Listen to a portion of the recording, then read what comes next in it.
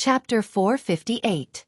If it had been any other child, he or she would have burst into tears when the arm was reattached with this kind of injury. The nurses would have had to constantly coax him or her. Although it was a small injury, the reattachment was very painful. It was enough to frighten many timid children. However, these two little fellows were surprisingly patient. It was as if they were in a competition. Neither of them cried or made a fuss. The two little fellows were worry-free, and the doctor felt much more at ease. He quickly completed the simple treatment of the injury. Because of this, he could not help but praise Yun Shirshir. "Your two children are so brave. They didn't even cry." When Yun Shirshir heard this, she did not know whether to be happy or worried. She always felt that when an outsider praised her two 6-year-old children for being sensible, obedient, and mature, as a mother, other than feeling gratified, she also felt a little upset. When they returned to the ward, because Xiao Yichen's injury was more serious and he needed to be hospitalized, Yun Shirshir hurriedly withdrew some money to pay for the hospital fees. She also bought some fruits and desserts. Children probably all like sweets. Yu loved to eat Western biscuits and tiramisu. This time, Yun Shirshir specially went to a Western biscuit shop and bought 2 sets. She also specially selected many different flavors and put in a lot of effort. Xiao Yichen had never eaten tiramisu before. When he took a bite, his eyes lit up. Yun Shirshir was naturally happy when she saw that he liked it. She fed him mouthful by mouthful. Xiao Yichen, who was originally tense, gradually revealed a sincere smile. "Is it good?" Yun Shirshir asked and fed him another mouthful. Xiao Yichen's eyes moved. He opened his mouth and took a mouthful. Milk foam filled his mouth. His heart felt warm. Mu Wanru had never fed him like this. The last time his daddy fed him was when he had a high fever and couldn't get out of bed. Daddy's actions were not as gentle as this. He seemed a little stiff and often scalded his mouth. Yes. It's so sweet. I want more." Xiao Yichen happily curled his lips and licked the tip of his tongue. His eyes and brows resembled Mu Yaja, but when he smiled, he was so cute and cheeky. He was extremely adorable. This child should smile more. He was very cute. She recalled the first time she saw him. His face was stern and cold. He turned around indifferently, but the coldness on his face made her heart palpitate. He looked exactly like that man when his face was tense. The father and son were exactly the same. However, a 6-year-old child was at his most innocent and naive. He should smile more. Yun Shirshir's mood brightened as she fed him spoonful after spoonful. Soon, the box of tiramisu. Alas, the boy did not seem to have had enough. With a greedy look, his gaze swept across the desserts. She could read his mind at a glance and smilingly said, "You can't eat too much desserts, or else your teeth will rot." "It's nothing. How about another pastry?" "I want more." Xiao Yichen's eyes revealed his desire. His coquettish skills were not as good as Yun Tianyou's, so this level of desire was equivalent to him acting coquettishly to her. Yun Shirshir could not win against him. She repeatedly reminded him, "It's the last one." Thus, she opened the wrapping paper of the pastry. Xiao Yichen was secretly delighted. A child could not hide his thoughts, and this joy quickly surfaced on his face. Yun Shirshir did not know that he was not being greedy. He was clearly enjoying the process of her feeding him gently. No matter how much he disliked the pastry, he still found it delicious. Chapter 459. The pastry was small, but Yun Shirshir was afraid that the child would choke on it, so she deliberately broke it into 2 pieces. She then poured some milk into the pastry, dipped it in it, and fed it to him. "Oh woo!" Xiao Yichen took a bite of the pastry. Combined with the milk's aroma, it tasted pretty good. Perhaps it was because Yun Shirshir fed it, so it tasted good no matter what. "Is it good?" "Yummy, yummy," Xiao Yichen said with satisfaction. The mother-son pair looked at each other and smiled warmly. Yun Tianyu lay on the hospital bed with a gloomy face. He seemed to be unhappy. He pouted, feeling that Mu Yichen had taken away his privilege. Why did mommy only care about coaxing him and not asking him about his condition? Yun Tianyu suddenly felt a little regretful. He was indeed a little selfish. He was still a little reluctant to cede Yun Shirshir's love to Mu Yichen. Initially, he had enjoyed all of her love and affection, but now, he had no choice but to accept it. Now, however, he had to give away half of it, or even more. His heart ached a little. Hence, he covered the area where the bandage was wrapped and let out a few pitiful moans. Yun Shirshir heard his moans and felt as if a knife was being twisted in her heart. She seemed to realize that she had neglected the little guy, so she immediately turned to Yun Tianyu and asked anxiously, "Yu, what's wrong? Does your wound hurt?" Yun Tianyu shook his head and pretended to be strong. "It doesn't hurt. It must hurt. Mommy heard it." Yun Shirshir rubbed his little cheeks. "Yu has suffered. Mommy, give me a kiss." Yun Shirshir leaned over and planted a kiss on his forehead. Yun Tianyu was elated, but he proudly said, "Is one kiss enough?" No. Okay. Mommy will give you 2 more kisses." Yun Shirshir coaxed him. She then cupped his pink cheeks and gave him 2 more kisses. Yu then pursed his lips in satisfaction. The tears at the corners of his eyes had yet to dry, so he said coquettishly, "Yu's mouth is dry. I want to eat an orange." "All right. Mommy will peel it for you." Yun Shirshir dotingly scratched his nose bridge, then took out an orange, and quickly peeled it. After peeling, she immediately separated the peeled tangerine into bags and fed it to him, piece by piece. With teary eyes, Yun Tianyu opened his mouth and took a bite of the orange. The sweet and sour juice immediately filled his mouth. Only then did his expression soften a little. Lying on the other bed, little Ichen stared at her with wide eyes. Inwardly, she was a little envious of the meticulous care Yun Tianyu received. Licking her dry lips in envy, she imitated Yun Tianyu and meekly called out, "It hurts. Ugh." Yun Tianyu's expression froze for a moment. Was this lad imitating him? Yun Shirshir was startled. She immediately turned around and caressed Xiao Yichen's cheek with her warm palm. She asked with concern, "Where does it hurt?" "It hurts here." Xiao Yichen desperately squeezed out 2 pitiful tears and pointed to the dislocated shoulder. "It hurts so much." "Is it serious? Could it be that you didn't reattach it properly?" Yun Shirshir was nervous and at a loss. Xiao Yichen immediately comforted her. "It's okay. The doctor reattached it for me. It just hurts. I'll be fine after eating some biscuits." Yun Shirshir. Yun Tianyu. Chapter 460. He did not even frown when the doctor treated his arm in the emergency room earlier, yet he was already acting pretentious when his mommy peeled an orange for him. Yun Tianyu's face was sullen. What was worse was that his mommy had fallen into his trap. Hence, she obediently peeled an orange for him by his bedside. Yun Tianyu was a little displeased. This rascal was clearly trying to snatch his mommy away from him, wasn't he? How could he let him have his way? Yun Tianyu's eyes turned to Yun Shirshir, and he waved his hand. "Mommy, Yu wants to pee." "Mui Chen." Yun Shirshir rushed over at once. She took the toilet paper from the drawer and carried Yun Tianyu to the bathroom. While Yun Shirshir was carrying him, Yun Tianyu stuck out his tongue at Mui Chen and made a face at him. He then smugly allowed Yun Shirshir to carry him away. Mui Chen was completely speechless. He did not think about Yun Tianyu's skills though. Although he was young, he had Yun Shirshir under his thumb. How could Mui Chen be his match when it came to fighting for favor? Perhaps, Yun Tianyu was no match for him in terms of skills. However, Mui Chen was no match for Yun Tianyu when it came to scheming. Hence, in the bathroom, Yun Tianyu, who had taken off his underwear, began to stall for time. "I can't pee." After a long while, he blurted this out.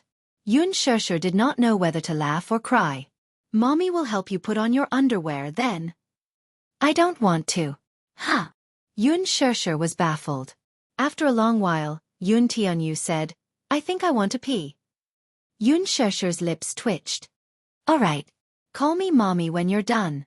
Hence, Yun Shirshir was in a hurry to leave. Yun Tianyu pouted and said aggrievedly, "Mommy, don't go. I don't feel anything after you leave." Yun Shirshir fell silent. "What does it feel like to poop?" He explained matter-of-factly, "It's a feeling of security." Yun Shirshir. What was the meaning of this? After mommy left, Yu became restless. Yu is afraid of being alone. He was quite good at using idioms.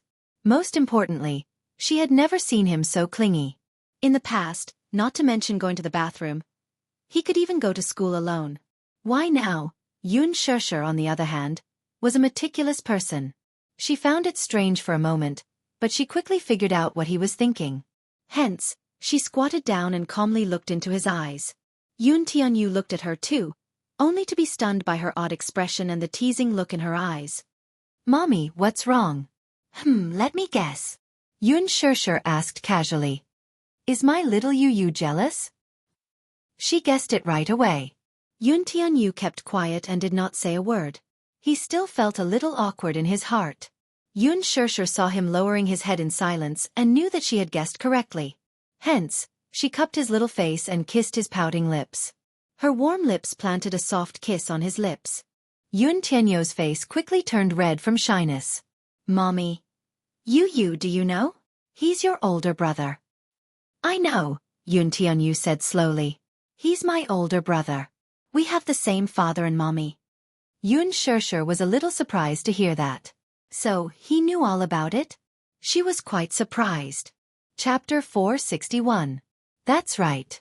The two children should know when they meet. Children's minds can be very delicate and sensitive at times. Yoon Shurshur caressed his head and guided him patiently. "That's why you two should get along well." But his brows furrowed as he struggled internally. He knew that he was a little selfish and perhaps a little narrow-minded. Initially, he wanted to generously give half of his mommy's love to Mui Chen, but when he really did so, he was conflicted and reluctant to do so. This was especially so when he saw how gentle Yoon Shurshur was to Mui Chen. His heart felt a little sour and stuffy. There was a lump of pent-up anger in his heart that could not be vented or dissipated.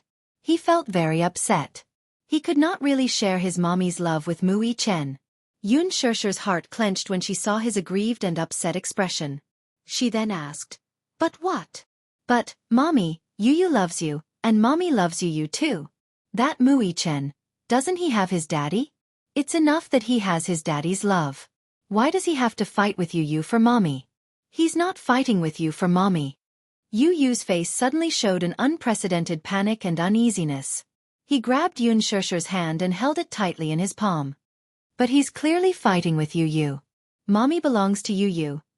You must remember that Mommy isn't yours," Yoon Shurshur patiently corrected him. Yu's eyes widened slightly. The focus in his eyes instantly became unfocused, and soon, dense ripples appeared in his eyes. Yoon Shurshur's words were undoubtedly like a sharp sword that pierced his heart painfully. Wasn't Mommy his? The moment he recalled what his mother had said to him, he felt as if the sky had collapsed. His eyes were empty and his face was blank. A crystal-clear teardrop rolled down his cheek. Yoon Shurshur frowned. Her heart ached because of the sadness in his eyes. However, there were some things that she had to tell him even though he was still young. Mommy isn't a thing.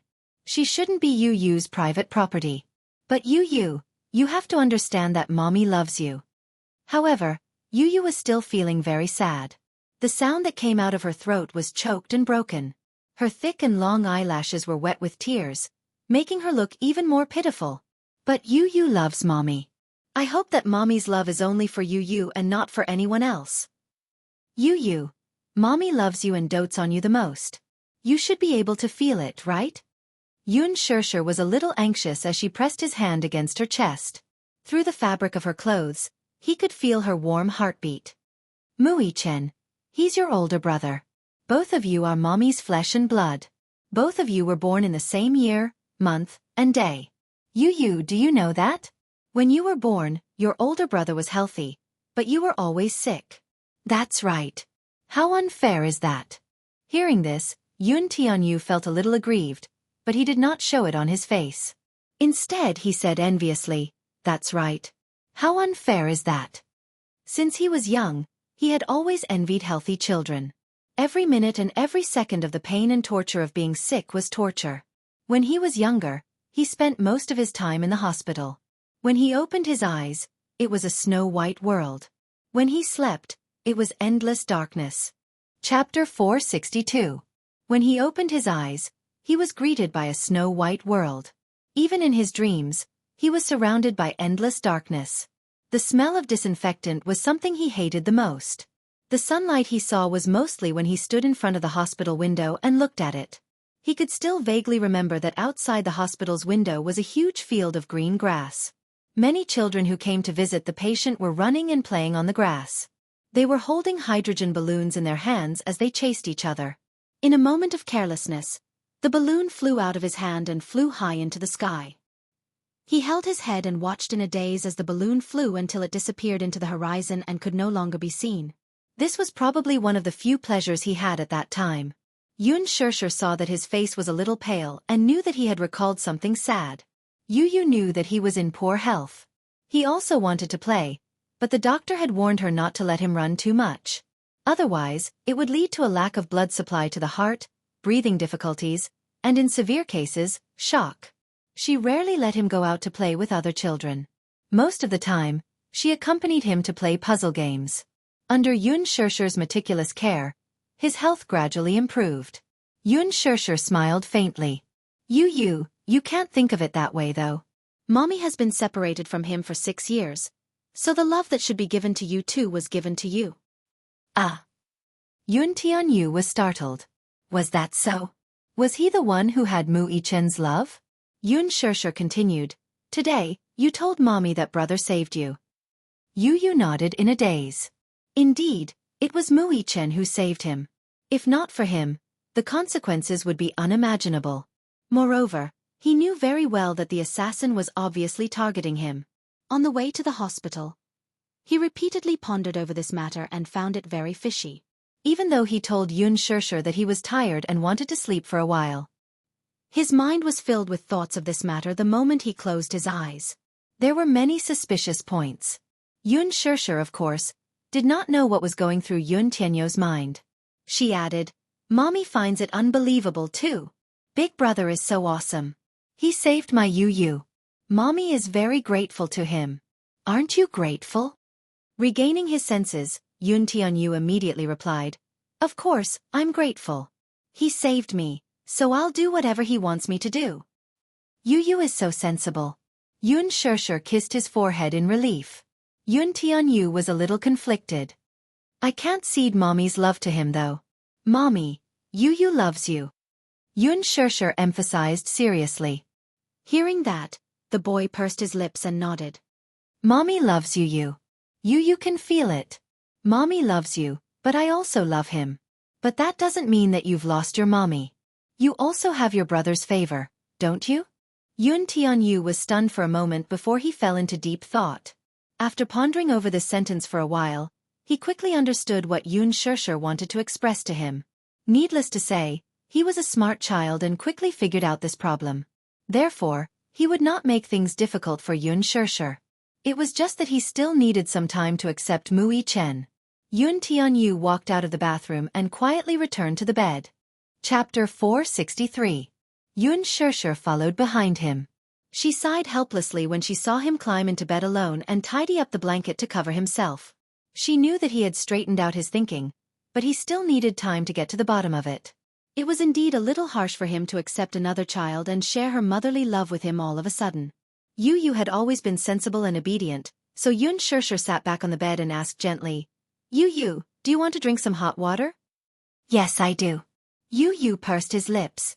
Yun Shirshir hummed in acknowledgement and picked up the thermos beside her.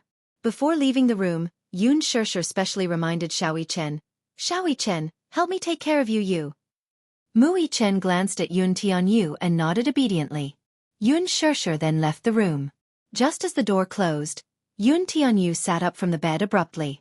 Xiao Yichen was startled. Seeing his gloomy face, he hurriedly asked, What's wrong? It's very suspicious. What do you mean? Mu Yichen was a little confused by his abrupt words and did not immediately understand what he meant. Yun Tianyu's eyes were deep and cold. He suddenly turned to look at him and asked, When did you find out about that man? Yes. Are you talking about the man who was chasing after us? Mu Yichen raised a brow. Seeing that Yun Tianyu was talking about that man, he immediately replied, After we entered the haunted house. Didn't he see you? He saw me. Then, why did you say that his target was me? This matter was too suspicious. In the haunted house, he and Xiao Yichen looked exactly the same, especially in the dark. If that man had followed them from the haunted house, he should have seen Xiao Yichen. Yun Tianyu remembered that Xiao Yichen was carrying a panda at that time, but he was not. If that man's target was Xiao Chen, then it would be easy to identify him from his clothes. Unless he was not the only one who was targeting him? Many thoughts flashed through his mind. Yun Tianyu had already thought of many possibilities, but he dismissed them one by one. Mui Chen did not know what was on his mind and only said solemnly, "That's because his target was very clear from the start. I don't know when that man started following you guys. At least before we entered the haunted house, he was already following us. At the time, the panda I was carrying was so conspicuous. After entering the haunted house, I noticed that someone was following behind me, so I dropped the panda on the ground. He didn't even look at it and just walked past, which means that his target wasn't me." Then he. Halfway through his words, Yun Tianyu's pupils violently constricted, and his voice instantly turned cold. "I understand now." "What do you understand?" Mui Chen's curiosity was piqued by his words. Perhaps that man's target wasn't just me. Yun Tianyu suddenly felt a chill run down his spine. Perhaps that man's target was him and his mommy from the start. Fortunately, his mommy was separated from them in the haunted house. As his biggest target, that man naturally wanted to get rid of him first. Thinking deeper, he could not help but feel a little terrified. His phone rang all of a sudden. He picked it up and saw that it was a call from Li Hanlin. He picked it up. "Hello. Director Yun, are you at the hospital?" Chapter 464. His voice sounded wary. Yun Tianyu immediately got off the bed and walked to the window. Lowering his voice, he answered, "Yes, I'm here." "How's your injury? Is it serious?" Li Hanlin's tone was anxious as he asked with concern. "Forgive me for not being able to visit you at the hospital right away." "It's all right. It's nothing serious." Yun Tianyu paused for a moment before changing the topic. "How's that matter of yours?" "Yes. I've caught the culprit, but according to the surveillance footage, there are 2 of them. There's still one left." His voice got softer as he spoke, afraid that Yun Tianyu would reprimand him for his incompetence. Yun Tianyu's tone suddenly turned gloomy. "How did you do your job?" Li Hanlin held the phone in his hand with tears streaming down his face. He knew it. He had done his best though. "Where is he?" Yun Tianyu calmed himself down and asked. Since he had caught the culprit, he must not hand him over to the police. He must force the culprit to reveal the ins and outs of the matter. Li Hanlin immediately replied respectfully, "The culprit has been detained in a warehouse in the suburbs and is under heavy guard. However, he's been very tight-lipped and won't say anything." Yun Tianyu frowned and his lips curled into a sinister smile. "Won't say anything?" "Yes. We've taken precautions to ensure his safety." Yun Tianyu praised. "Yes. You've done well. You'll get a raise this month." What a rare and precious gift. Li Hanlin was immediately moved to tears. "Thank you, Director Yun. You've finally given me a raise. The family can barely afford to eat." Yun Tianyu frowned in disdain. He looked out of the window and was lost in thought for a moment. Suddenly, he made a decision in his heart. "He won't say anything, huh?" "Yes. We've tried everything. This guy is very tight-lipped and won't divulge anything. We found a poison sac in his mouth." "Poison sac?" Yun Tianyu frowned. "What's that?" "Director Yun, this person is a professional assassin. The poison sac is in his mouth. Once he bit it open, he committed suicide by drinking the poison." Li Hanlin explained. Yun Tianyu felt a chill run down his spine. This method was too ruthless. After a while he said, "Come pick me up tonight. I'll interrogate him personally." "President Yun, I don't think that's a good idea?" Li Hanlin asked in surprise. "Just do what I say. Don't doubt me." With that he hung up. When he turned around, Mui Chen was still leaning against the bed. He was quite a distance away, so he could not clearly hear the conversation between Yun Tianyu and Li Hanlin over the phone. However, he was keenly aware of the change in Yun Tianyu's aura the moment he picked up the call.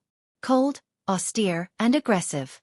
The moment he got off the bed and walked toward the window, Mui Chen caught sight of Yun Tianyu's incomparably cold and dark eyes. He was a completely different person from the naive and romantic look he had in front of Yun Shirshir. He had witnessed Yun Tianyu's calmness before. When the Ferris wheel malfunctioned, if it were any other child, they would have been scared to tears. However, he didn't. Instead, he calmly made a phone call and then sat down patiently. Even after falling out of the carriage, although there was a moment of panic on his face, he quickly calmed down. He had never seen such a frightening look in a child's eyes before though. Yun Tianyu looked at Mu Yichen. His heart was in a dilemma. Should he tell him about this matter? After hesitating for a moment, he decided to hide it from him. He would handle this matter well without anyone's interference. Thus, he lay back on the bed. Chapter 465. When Mu Yaja and Song Enya returned to the ward one after another, the rest of the Song family rushed over one after another. Song Enshi was now the apple of the Song family's eye, a little princess who was doted on. Upon hearing that something had happened to her, Song Yunxi and Jiang Qiming hurried over. In the ward, Song Enshi was still crying non-stop. When she saw that her brother and mother had arrived, her coquettish skills became even more powerful. She kept throwing tantrums in Jiang Qiming's arms.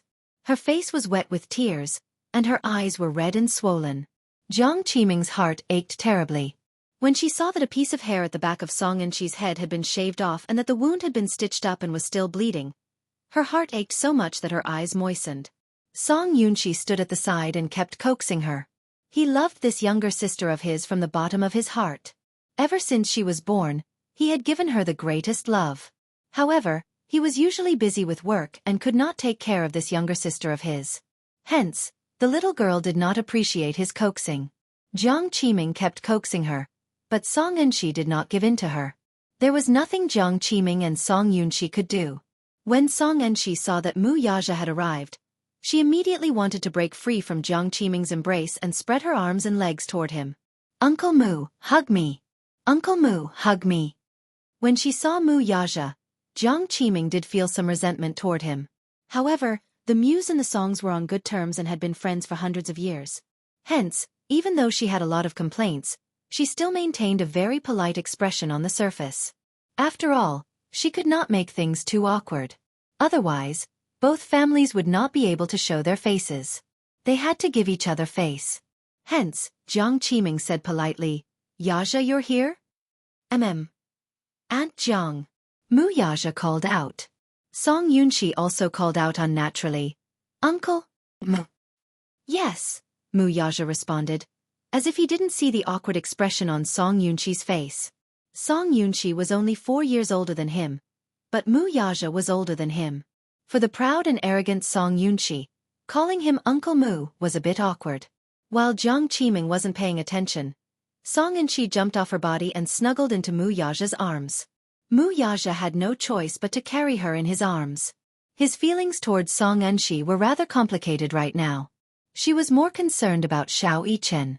She had been waiting for his call, but he hadn't called yet. Was the little fellow still angry with him? Song Enshi squirmed restlessly in his arms. It was obvious that she had been wronged and wanted his comfort. But right now, he didn't have the mood to deal with this little fellow's coquetry.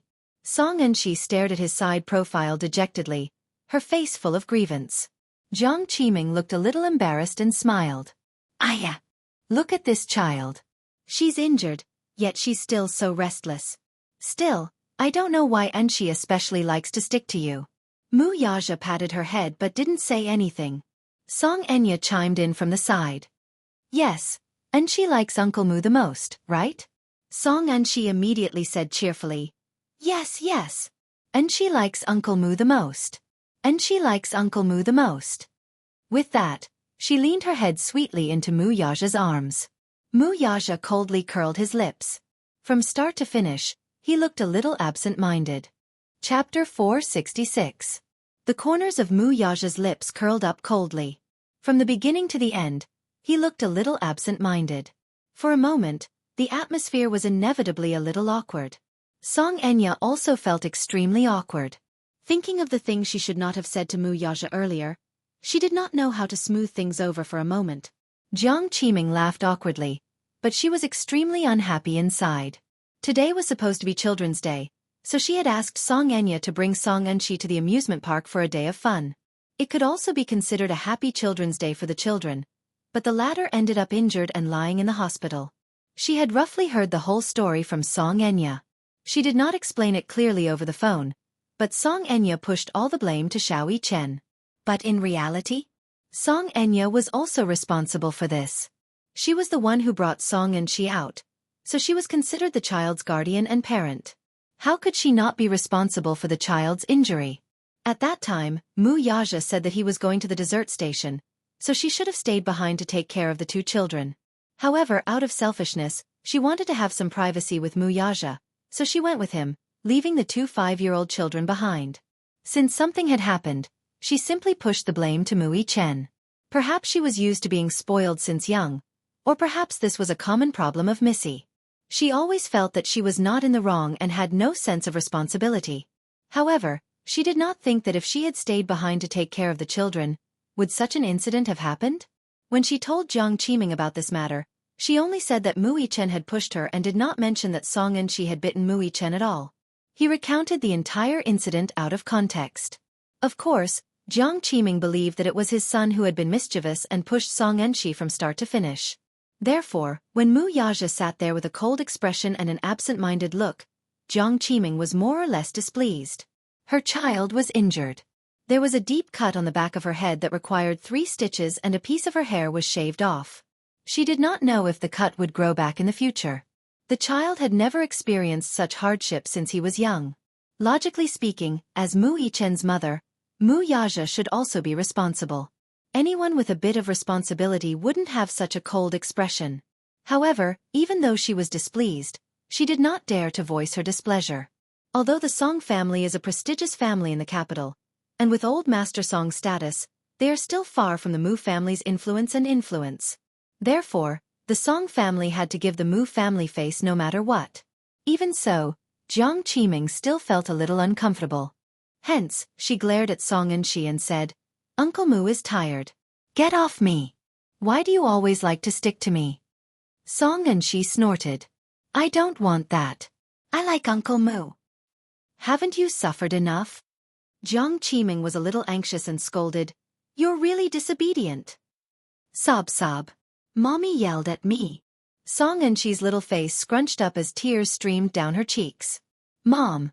And she likes Brother Mu. Just let her go." Song Enya said from the side. Mu Yaja suddenly put Song Enshi down and stood up. He was still worried about Mu Chen. It was getting late, and Fairy Tale Valley would be closed soon. Chapter 467. Even if it was a punishment, it should end here. Even if Mu Chen did not call to sincerely apologize, he had already lost his patience. Seeing that he was about to leave, Song Enya immediately went up to him and asked, "Brother Mu, where are you going?" "I'm going to pick up the children." Mu Yaja curtly replied. Jiang Qiming picked up Song Enshi and suddenly said, "Yaja, there's something that I must remind you of. Boys can't be spoiled. This sense of responsibility must be nurtured from a young age. Take my Yunshi for example. He was also mischievous when he was young and caused trouble everywhere. However, I've told him since he was young that a man must be responsible. If he made a mistake, he should bear the consequences himself. Naturally, the Songs won't pursue this matter. However, I still hope that Mu Chen can come and apologize to my Enshi." Mu Yaja's back view paused. In an instant, he exuded a sharp aura. He slowly turned around, but the expression on his face was even colder. "How to discipline my son is my family's matter. It's not up to the Songs to interfere." Jiang Qiming's expression turned ugly. Song Yunshi could not bear to listen to this and said unhappily, "Uncle Mu, what do you mean by this? The Songs have already given us enough face after this incident. Now they just want Mu Chen to apologize." "Sure." Mu Yaja coldly interrupted her. Song Yunshi was stunned. Jiang Qiming's face immediately revealed a gratified smile. Then, can Enshi also ask Xiao Chen to apologize to him for biting Xiao Chen? Jiang Qiming's smile instantly froze at the corner of her mouth. "What do you mean?" "What do I mean? You should ask your daughter," Mu Yaja said and left the ward. Everyone was left looking at each other. Song Enya walked up to Song Enshi and asked coldly, "What exactly happened today?" Song Enshi raised her head and looked at her with teary eyes. She was probably most afraid of Song Enya at home. She knew that she had made a mistake, and more importantly, she had made Uncle Mu unhappy. While feeling wronged, he also felt a little regretful. Furious, the Missy hollered, "Say something. What the hell is going on? Why did Mu Yichen push you? Song Yunxi burst into tears after being yelled at by her. Song Yunxi's heart ached. She immediately stepped forward and said, "The child is still young.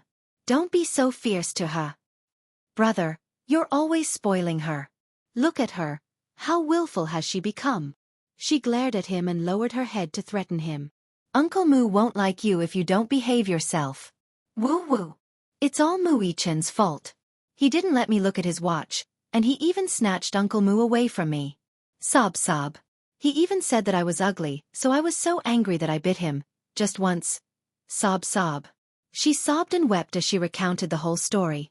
It turned out that Mu Yichen really did not use much force when he pushed her.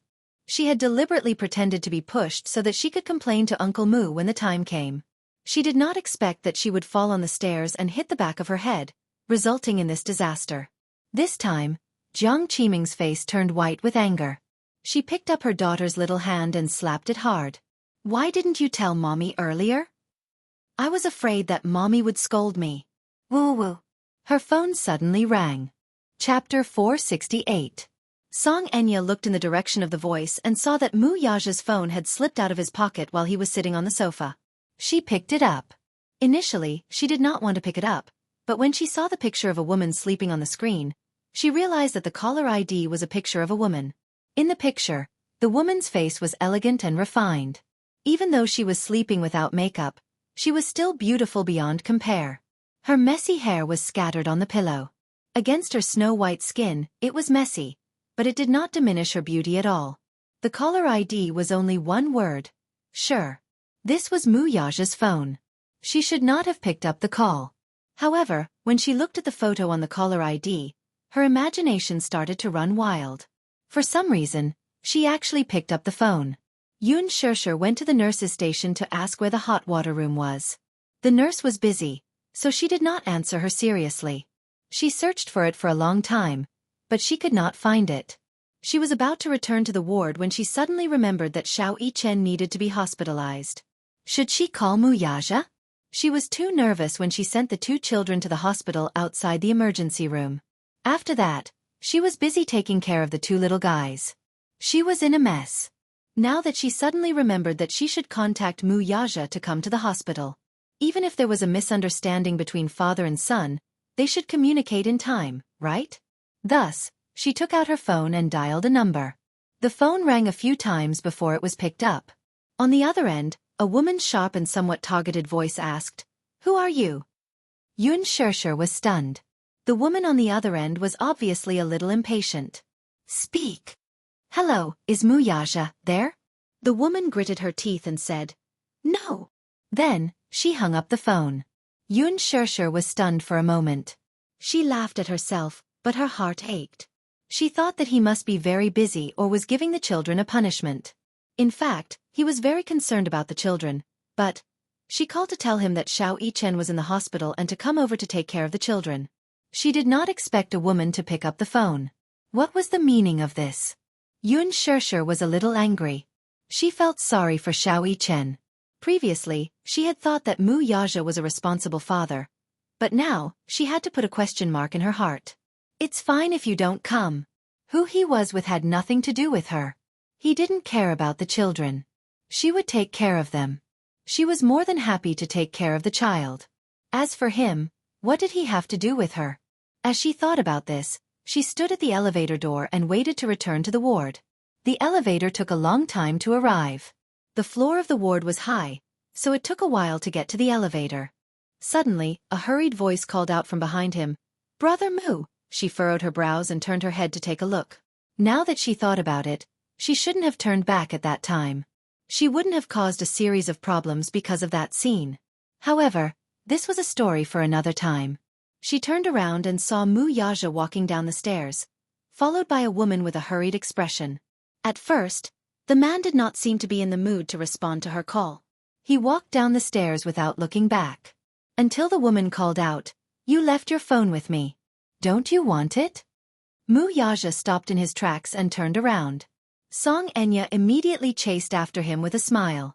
Yun Shishir originally wanted to walk over when she saw him, but when she heard the woman's words, her heart skipped a beat. Mu Yaja's phone was with her? Was she the woman who had spoken sarcastically to her over the phone earlier? Chapter 469. For a moment, he froze on the spot. Song Enya walked up to Mu Yaja with a smile. The tender smile on her face made Mu Yaja a little dazed. He seemed to see the shadow of his mother when she was young in her. For a moment, he was stunned and could not react. Song Enya took out her phone. Mu Yaja reached out to take it, but she playfully put it away and carried it behind her back. Her mischievous look was just like when she was with him when they were young. "Brother Mu, don't be angry with me." Mu Yaja was stunned, but he did not say a word. The anger in his heart was greatly reduced by this smile that resembled his mother's. Song Enya knew that the man's cold expression was a sign of anger, so she reached out and hugged his shoulders. Acting coquettishly, she said, "Brother Mu, I'm sorry. I went overboard with my words just now. Perhaps, today's matter was indeed a misunderstanding. I shouldn't have said that. I didn't mean to say that. Please forgive me, okay? Please." Song Enya acted coquettishly. Mu Yaja had been indulging her since they were young. Sometimes when she went overboard and angered him, she would coax him like this and beg for his forgiveness. This trick was tried and tested. Sure enough, Mu Yaja's expression improved a lot. "Yes. You're really not angry anymore?" Song Enya smiled in surprise and raised her head to look at his expression. She saw that his ice-cold expression had softened a little. Song Enya knew that he was no longer angry, and her heart was overjoyed.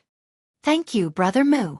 Brother Mu, when you go back today, you must apologize to Xiao Yichen on my and Enshi's behalf. I didn't fulfill my responsibility as an elder sister today, so I feel guilty toward Xiao Yichen.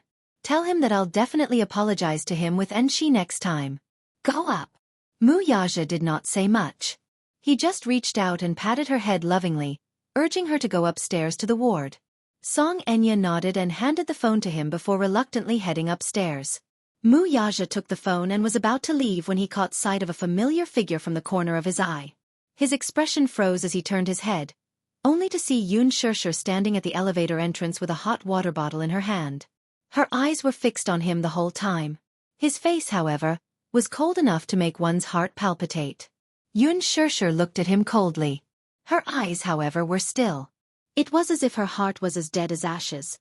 There was not a single ripple in it. She did not know why, but when she saw Song Enya hugging Mu Yaja earlier, the look of indulgence on the man's face inadvertently made her heart bleed profusely as if it had been sliced open by a razor blade. If she hadn't seen this scene with her own eyes, she wouldn't have known that this man actually had such a gentle side. Would he show such a doting and indulgent expression to a woman? Song Enya threw herself into his arms, but he did not push her away. The indulgence on his face undoubtedly pierced her heart. She did not care who this woman was or what her status was. She did not care about their relationship, nor why Mu Yaja did not appear in Xiao Yichen's ward when he was in the hospital. Instead, he appeared at the staircase with an unfamiliar woman. What she cared about was what position Xiao Yichen had in this man's heart. Chapter 470. So, those gentle gazes that he had shown her before were nothing more than an illusion? Was he just putting on an act? Was this woman the one he liked? So what was she? Yun Shirshir was a little confused, and her mind was in a mess. However, that wasn't what made her heart turn cold at this moment. Instead, it was the fact that Xiao Yichen was still lying in the ward, feeling sad because of his heartlessness. Yet, he was still here, hugging a woman? When Mu Yaja saw her standing there, an inexplicable sense of panic flashed across his face, but he quickly suppressed it. He didn't know how much she had seen or heard. He also didn't know what this stupid woman was thinking as she stared at him motionlessly. Thus he asked, "Why are you here?"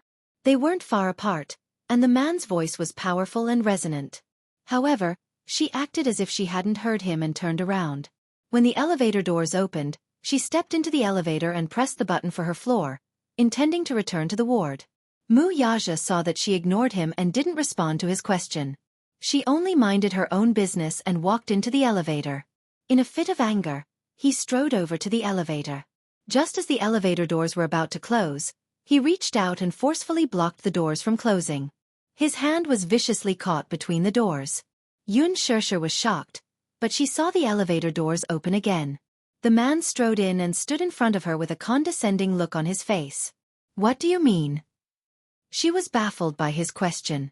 What do you mean by, what do you mean? I don't know what you're talking about. I asked you why are you here? You ignored me and turned around to enter the elevator. What do you mean by that? Mu Yaja was enraged by her indifference. When the elevator doors closed, he took a step forward and forced her into a corner. Yun Shirshir wasn't shocked or angry. Her face was calm as if her heart had died. Instead of answering, she asked, Am I not supposed to be here? Or am I interrupting you flirting with another woman? If that's the case, then I'm really sorry. Her sarcastic tone caused the man's face to instantly turn cold. Flirting? What are you thinking about all day long? Flirting? Song Enya was his cousin. It was just a hug between siblings, so how could she call it flirting? If they weren't in public, he really wanted to teach this woman a lesson. Yun Shirshir said indifferently, I don't want to know anything. Who she is, what's your relationship, and what you're doing, I'm not interested. Her cold words were so harsh to the ears. What did he mean by she wasn't interested in knowing? What did she know? What did he know? Mu Yaja didn't know why she suddenly went crazy. He suddenly thought of something and the corners of his mouth curled up in a mischievous arc. He asked, Jealous? No. Why would I be jealous? She calmly denied. Mu Yaja's smile froze and his face darkened. Her nonchalant attitude made him really unhappy. Then what are you angry about? Or, in your eyes, am I not worthy of your trust? Looking at him, she was reminded of Xiao Yichen's sad face and the frightening scene that happened at the amusement park today. She thought of how the Ferris wheel had malfunctioned and how the two children had almost met with an accident. Then, she recalled the scene of Song Enya and Mu Yaja hugging. Now that she looked at his face again, she suddenly felt that the scene just now was too glaring. She felt a little sour in her heart. Today is Xiao Yichen's birthday. Even if there's a misunderstanding between father and son, should he just leave the child alone at the amusement park? If this is a punishment, don't you think it's too much? Chapter 471. How could he not know that something had happened to Xiao Yichen? He was Mu Yichen's father. At that thought, Yun Shirshir felt a chill run down her spine. I originally thought that you were a responsible father, she suddenly said. Mu Yaja was stunned. Her strange words had caught him off guard. She continued coldly, I don't know what position Xiao Yichen has in your heart, but I'm very disappointed in you. Her words had infuriated him. What did she mean by accusing him without distinguishing between right and wrong? Was it because he had spoiled her too much that she had become arrogant because of that? Woman, have I indulged you too much? Although Mu Yaja tried his best to control himself, he still couldn't stop himself from grabbing her shoulders tightly. His fingers tightened around her shoulders. Her words had undoubtedly offended him, so he sneered, You have no right to judge what kind of father I am. No right. Yun Shirshir stared at him in a daze for a long time. Her eyelashes trembled slightly, and she suddenly mocked him. This mocking remark was his excessive concern for her. Yes, she had no right. He was right. What right did she have to criticize him? 6 years ago, she was the one who gave up Xiao Yichen's custody, wasn't she? She wasn't a good mother to begin with. She was the one who gave up her child's custody. Therefore, what right did she have to criticize Mu Yaja for being irresponsible? She had no right to criticize him. She really had no right to do so. Even so, when she thought of Xiao Yichen's heart-wrenching disappointed expression, her heart ached. I have no right? Then do you have the right? Yun Shirshir gritted her teeth and said, I know that I don't have custody of Xiao Yichen. In name, I'm not Xiao Yichen's mother. I was the one who gave up my child's custody. But Mu Yaja, Xiao Yichen is also my flesh and blood. I won't cause you any trouble regarding his custody. I'm just disappointed that when Xiao Yichen got into trouble, where were you? Xiao Yichen got into trouble? What happened? Mu Yaja's heart skipped a beat. He was confused. What happened to him? Don't you think it's too late for you to ask now? She said bitterly, If you don't know how to take care of him, I can take care of him. The child was still young and insensible. Of all the things he should do, shouldn't the father and son communicate properly? Even if there's a huge misunderstanding, there's nothing that's not clear? Is there a need to leave him there alone? The more she thought about it, the more furious she became. I don't know whether your heart is warm or not, she said, questioning him. Today is the child's birthday, but what did you do? Muyaja only felt frustrated. This stupid woman was condemning him righteously. He didn't care, but he cared about what happened to Xiao Chen, but she didn't say anything. Wasn't the child in the amusement park? What could have happened? He had arranged for him to receive training in the special forces since he was young. Whether it was survival in the wild or various subjects, Xiao Chen's results were amazing. That was why he was relieved to leave him alone in the amusement park. Didn't he want to play?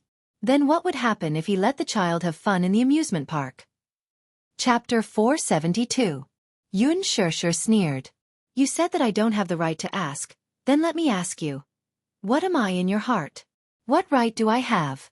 Even if I don't even have the right to ask, what am I in your eyes? You can summon me at your beck and call. You can tease me when you're in a good mood, and humiliate me when you're in a bad mood, right? Muyaja said coldly. Shut up. His gaze was as sharp as a knife as it pierced her body. He felt that she was being too presumptuous with her words. Was there a need for her to make such guesses about what he thought of her? Yun Shishir's heart turned even colder after being yelled at by him. I originally thought that you'd be cold to everyone, but... Halfway through her words, she recalled the doting and indulgent side of this man toward Song Enya, and a part of her heart suddenly collapsed. She suddenly felt a little ashamed. Towards this man, she actually had a damnable heart. Now that her heart had given up, it was all over. I'm sorry. I was thinking too much. The elevator doors opened when it reached her floor. She turned around and left without looking back. Back in the ward, she began to pack her things. Yu could not help feeling puzzled when he saw her pale face. Mommy, what's wrong? Why were you gone for so long? Yun Shishir did not want him to see the loss of composure on her face as she packed her things with her back facing him. She was very upset and felt a stabbing pain in her heart. Yu and Xiao Chen looked at each other, completely clueless about what had happened. Yu did not have a lot of things, only a small backpack and some personal belongings. Yun Shishir walked to Yu's bed and said, Yu, let me take you home. Yu nodded. Xiao Chen sat up nervously when he heard this. He looked at Yun Shishir, who had a strange expression on her face, and asked uneasily, Are you leaving? He could not bear to leave her. He should have called his daddy when he was admitted to the hospital. However, for some reason, he did not want to call him. There was anger in it, but more than that, he wanted to spend more time with her. Seeing that she was about to leave, he suddenly felt a little flustered. What about me? Muyaja had already entered the ward. Just as he stepped into the ward, he saw the little lads with different injuries on the two beds. His face sank and he frowned. When he saw Muyaja's call, he opened his mouth and wanted to call him daddies, but when the word he wanted to call. He did not want to talk. There were some things to this day. It was supposed to be a happy birthday, but now it was like this. He was angry, so he didn't want to talk to him. What's going on? Muyaja asked after a moment of shock. 2. Xiao Chen ignored him too. Yun Tianyu looked at Yun Shishir's expression and then at the man. He was sensitive enough to know that this man must have angered his mommy again, so he ignored him even more. He gave Muyaja a bad review in his heart. Lousy. People who make mommy angry are the worst. Unforgivable. Yun Shishir decided to leave with Yu. Yu's injuries were not serious. As his elder brother, Xiao Chen had always been responsible for protecting him, so his injuries were not serious. Chapter 473. Although this child had never called her mommy, that sense of closeness was irreplaceable by the word mommy. Feeling helpless, Yun Shishir walked to his bedside and said gently, Chen mom, auntie is leaving. You have to be well, okay? Little Chen's heart ached. He opened his mouth, wanting to persuade her to stay, but no matter what, he could not bring himself to do so. He felt that he had no say in this. Xiao Chen lowered his head dejectedly. His eyes were filled with reluctance, sadness, and even attachment. However, the little guy was afraid that Yun Shishir would make things difficult for him, so he hid it well.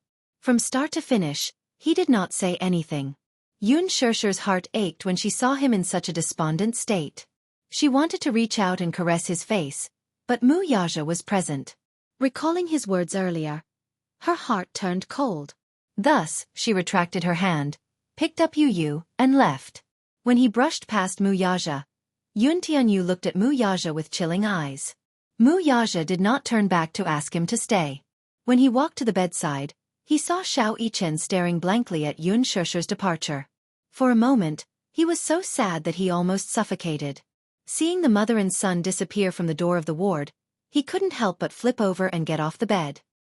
He didn't care about his injured hand and stumbled to the door. But at this moment, he stopped in his tracks. Leaning against the door, he watched Yun Shusher and Yun Tianyu enter the elevator. When the elevator door closed, it was as if the sky had collapsed. Xiao Yichen mumbled, "Mommy!"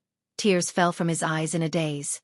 He kept feeling that her departure had left a huge hole in his heart that couldn't be filled no matter how hard he tried. Mu Yaja went to the door and picked him up. Looking at his bandaged arm, he raised his eyebrows slightly and asked in a deep voice, "What happened to your hand?" He didn't know what had happened today. He thought that the children were playing in the amusement park and the machine had malfunctioned. However, little Yichen turned his head away, not wanting to bother with him. She felt a little guilty towards him. She shouldn't have left him alone in the amusement park. But at that time, the situation was urgent. At that time, he was a little worried about Song and Chi's injury. He was not in the mood to ask which child was at fault. These were all trivial matters. He was only anxious to send the child to the hospital. This was also his responsibility, wasn't it? But he stubbornly refused to leave. He tried to pick up Xiao Yichen by force, but the child pushed him away and threw a tantrum. He simply left him there and let him play to his heart's content. When he was young, when he was willful, his father also punished him in the same way. Perhaps he didn't think that there was anything wrong with it, but if it hurt the child, it was an unintentional mistake. Now, he was very regretful. He felt guilty towards the child, so he took a step back, which was rare of him. "It's Daddy's fault. It's Daddy's fault. I shouldn't have left you there. Are you willing to forgive Daddy?" "I'm not willing." Xiao Yichen replied awkwardly and ignored him. His mind was filled with the sad expression on Yun Shusher's face when she left. He missed her a little. They had just parted not long ago, but he was already missing her. He missed her gently feeding him tiramisu and her warm embrace when she hugged him. His tears suddenly burst out uncontrollably. He rarely cried. In fact, he almost never cried. Chapter 474. On the way back to the Mu residence, Xiao Yichen was so angry that he did not utter a word. He did not mention a word about what had happened that day. Mu Yaja tried to hug him a few times, but he avoided him without a word. Mu Yaja tried coaxing and asking, but the little lad refused to fall for his tricks. Neither soft nor hard methods worked on him. He was at his wits' end. If he did not answer, he would find out the truth himself. In fact, Yun Tianyu and Xiao Yichen had reached an agreement to keep what had happened that day a secret. Yun Tianyu had repeatedly told him not to tell anyone about it, not even Mu Yaja. Little Yichen obeyed his father's words and kept this matter a secret. Even if Mu Yaja wanted to find out the truth, he should not think about who owned Fairy Tale Valley. Even if he wanted to interfere, would Yun Tianyu give him the chance to do so? He wanted to find out the truth himself. However, this was a story for another day. When Mu Yaja and Xiao Yichen reached home, the team of private doctors was already waiting for them at the door. The car door opened, and Mu Yaja carried Xiao Yichen out of the car. The doctors immediately greeted them respectfully. Mu Wanru and Mu Sheng had also returned to the Mu residence.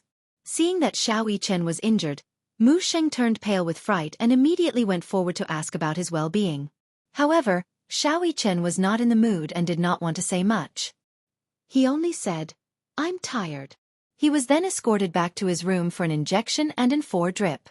Mu Wanru also asked about what had happened, but Mu Yaja returned to his study room and buried himself in the company's planning documents. She was at her wits' end. When she heard from the servants that Mu Yaja had brought Xiao Yichen to the amusement park, she felt a little suffocated. Late at night, Mu Wanru deliberately walked to the back garden and picked up the phone. A man's dejected voice came from the other end. "Miss Mu, I'm sorry. The mission failed." "What?" This was the first thing she received when she picked up the call. Mu Wanru gritted her teeth in exasperation but quickly suppressed her anger. Where is he? There was a few seconds of silence on the other end. Mu Wanru said irritably, Damn it, are you all trash? You can't even handle a 6-year-old child? Sorry to disappoint you. Why are you on the phone with me? Where is he? Mu Wanru asked coldly. There was another long period of silence on the other end. Suddenly he said, He's been caught. What? Mu Wanru cried out in shock.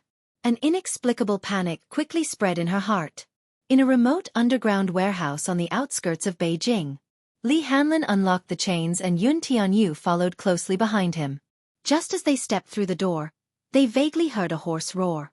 Ah! Inside the warehouse, a man was chained to a wall pillar with his hands tied behind his back. His clothes were tattered, and there were many whip marks on them. He was trembling from the excruciating pain. His body was already riddled with scars and his face was covered in blood. It was hard to distinguish his facial features, but one could vaguely make out a pair of huge eyes that were staring in despair. The man in the suit raised the whip in his hand and continued to whip him. The man was in so much pain that he was barely breathing. He couldn't even make a complete and coherent sound. Chapter 475. Under such a brutal interrogation, the man's mouth was still sealed tightly, and he didn't spit out half a truth.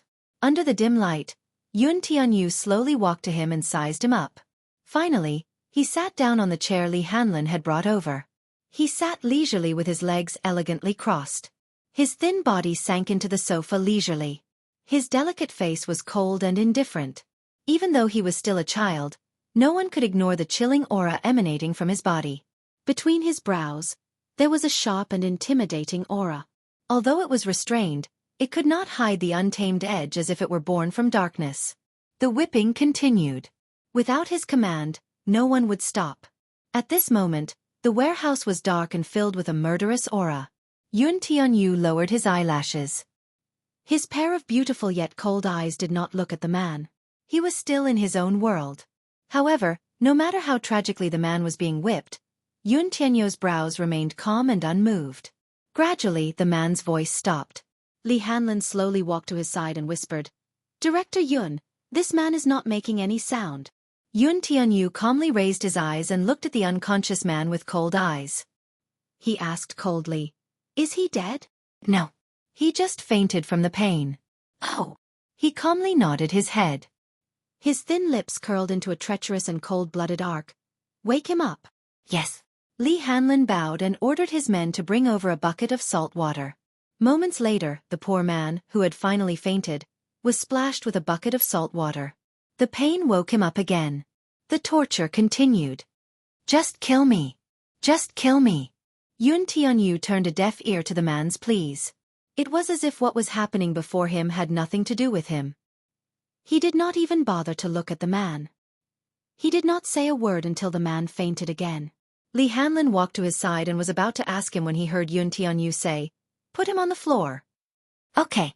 Li Hanlin placed him on the ground. Yun Tianyu slowly got up and walked to the man. He kicked him with the tip of his foot. Seeing that the man had indeed fainted, he could not help but frown. Why are you so stubborn? Looks like he's a professionally trained killer. He's very tight-lipped. I've interrogated him for so long and used so many methods, but I still couldn't pry his mouth open. Yun Tianyu glanced at the man's face and coldly said, It's him. You injured my brother's hand because of you. Yun Tianyu's lips curled into a sinister smile. You're not going to tell me, are you? All right, I'll play with him. With that, he ordered coldly, Fix his limbs to the wall. The wall. How do you fix it? The men at the side were puzzled. The wall was bare and there was no fixed place. How could he tie her up? Giving him a sidelong glance, Yun Tianyu walked over and took out a sharp dagger from his waist. Use this. Everyone shuddered. What he meant was to use the dagger to pin the man's limbs to the wall. What a ruthless method. It was truly creepy for a child to think of such a torturous method. Chapter 476. This abandoned warehouse was mostly abandoned, but the tools used for construction were still there. Very quickly, a hammer was brought over. A few men in suits helped the unconscious man up, stabilized him against the wall, spread out his limbs, aimed the nails at his wrists and ankles, and exerted force. A loud bang was heard. The man woke up again from the excruciating pain, but this time, his eyes were wide open. The bone-piercing pain in his limbs caused blood to gush out of his body. His face was so red that it looked like it was about to drip blood, and his veins were about to burst. Ah! If one did not experience this pain personally, they would never understand the cruelty of it. The man struggled in a frenzy, and his voice was almost hoarse from screaming. Yun Tianyu gave him a look, and Li Hanlin immediately ordered someone to pour a bucket of cold water on him. In an instant, the man calmed down a little. He raised his head in a sorry state, only to see a delicate-looking child standing in front of him. He coldly said, "I can tell you that you will die today." The man sneered. Die? What was there to be afraid of? When he accepted this assassination mission, he was already prepared to commit suicide if he failed. Yun Tianyu seemed to have guessed his resolve, so he coolly said, "You can either die a quick death or be played to death by me. Which one do you choose?" Die a quick death. The man didn't even think about it as he gritted his teeth and said. Yun Tianyu smiled coldly. "All right, I can satisfy you. However, you have to tell me who ordered you to do this and who is your target." Humph. The man seemed to be mocking his naivety, as if he did not care about this child at all. He was a professionally trained assassin. Assassins accepted missions and received bounties. No matter what, they would never betray their employers. He only fell into their hands because of a miscalculation today. Seeing that he was stubborn and unwilling to reveal everything, Yun Tianyu took a piece of black cloth from Li Hanlin's hand and nonchalantly said, "Oh, okay. I'll play with you then."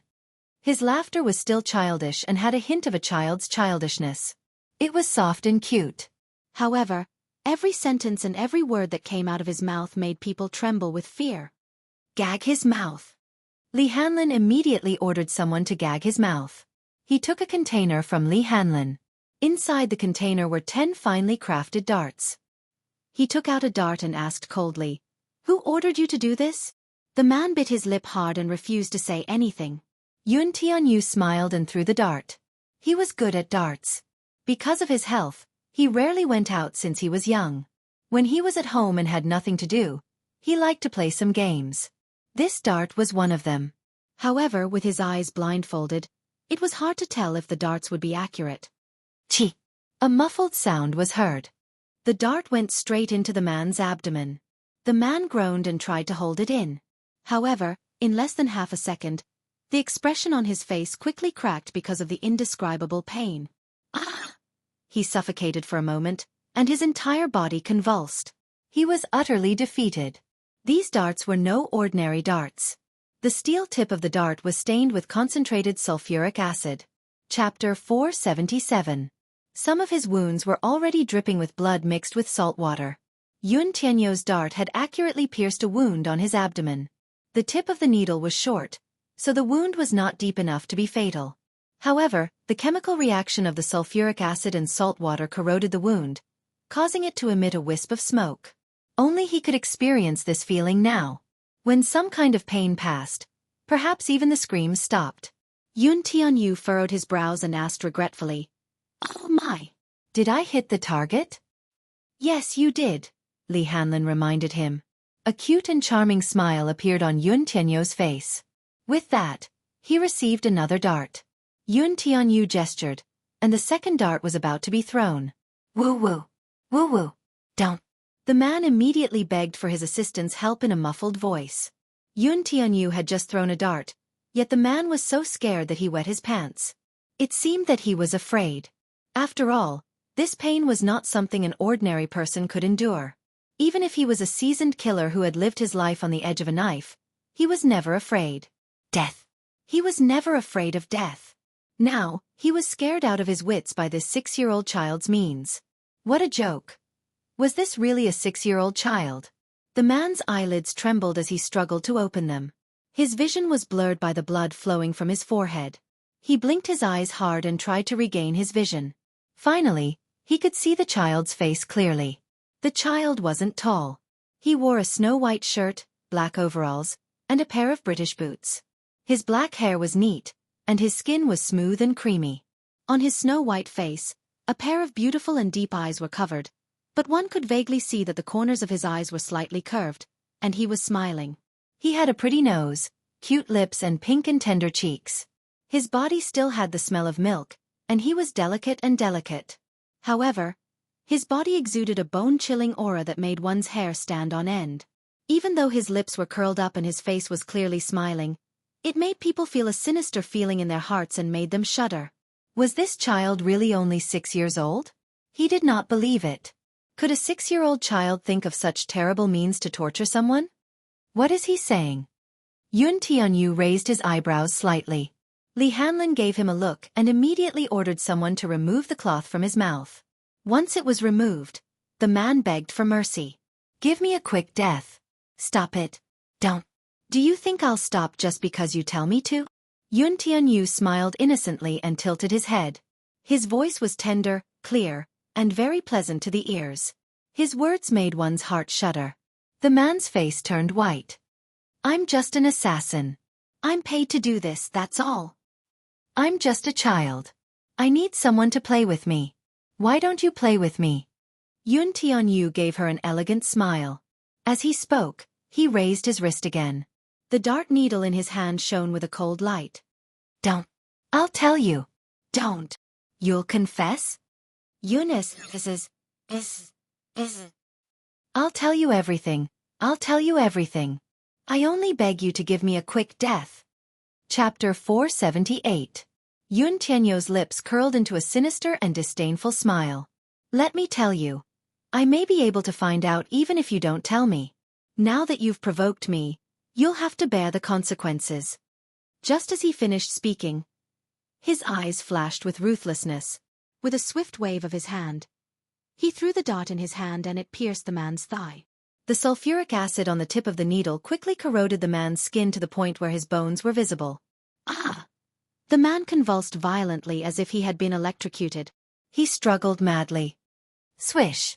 Another dart was thrown, and it accurately pierced his eye. Puff! Warm blood splattered out. A fiery and intense glaring sensation hit him. This time, the man was completely unable to make a sound.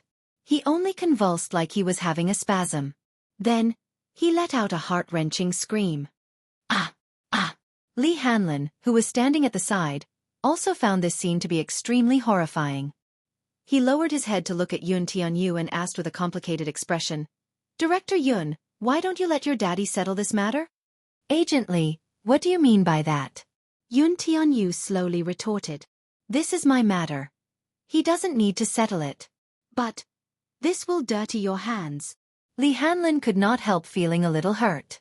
A 6-year-old child should be pure white, shouldn't he? He should not be tainted by such things, should he? Yun Tianyu's gaze was slightly distracted. Dirty? Heh. He sneered. His laughter was light but deep. In order to protect Mommy, even if my hands are stained with blood, I won't hesitate. Li Hanlin was so shocked that he could not recover his senses for a long time. This sentence was bold enough. At this moment, Li Hanlin was truly impressed by him from the bottom of his heart.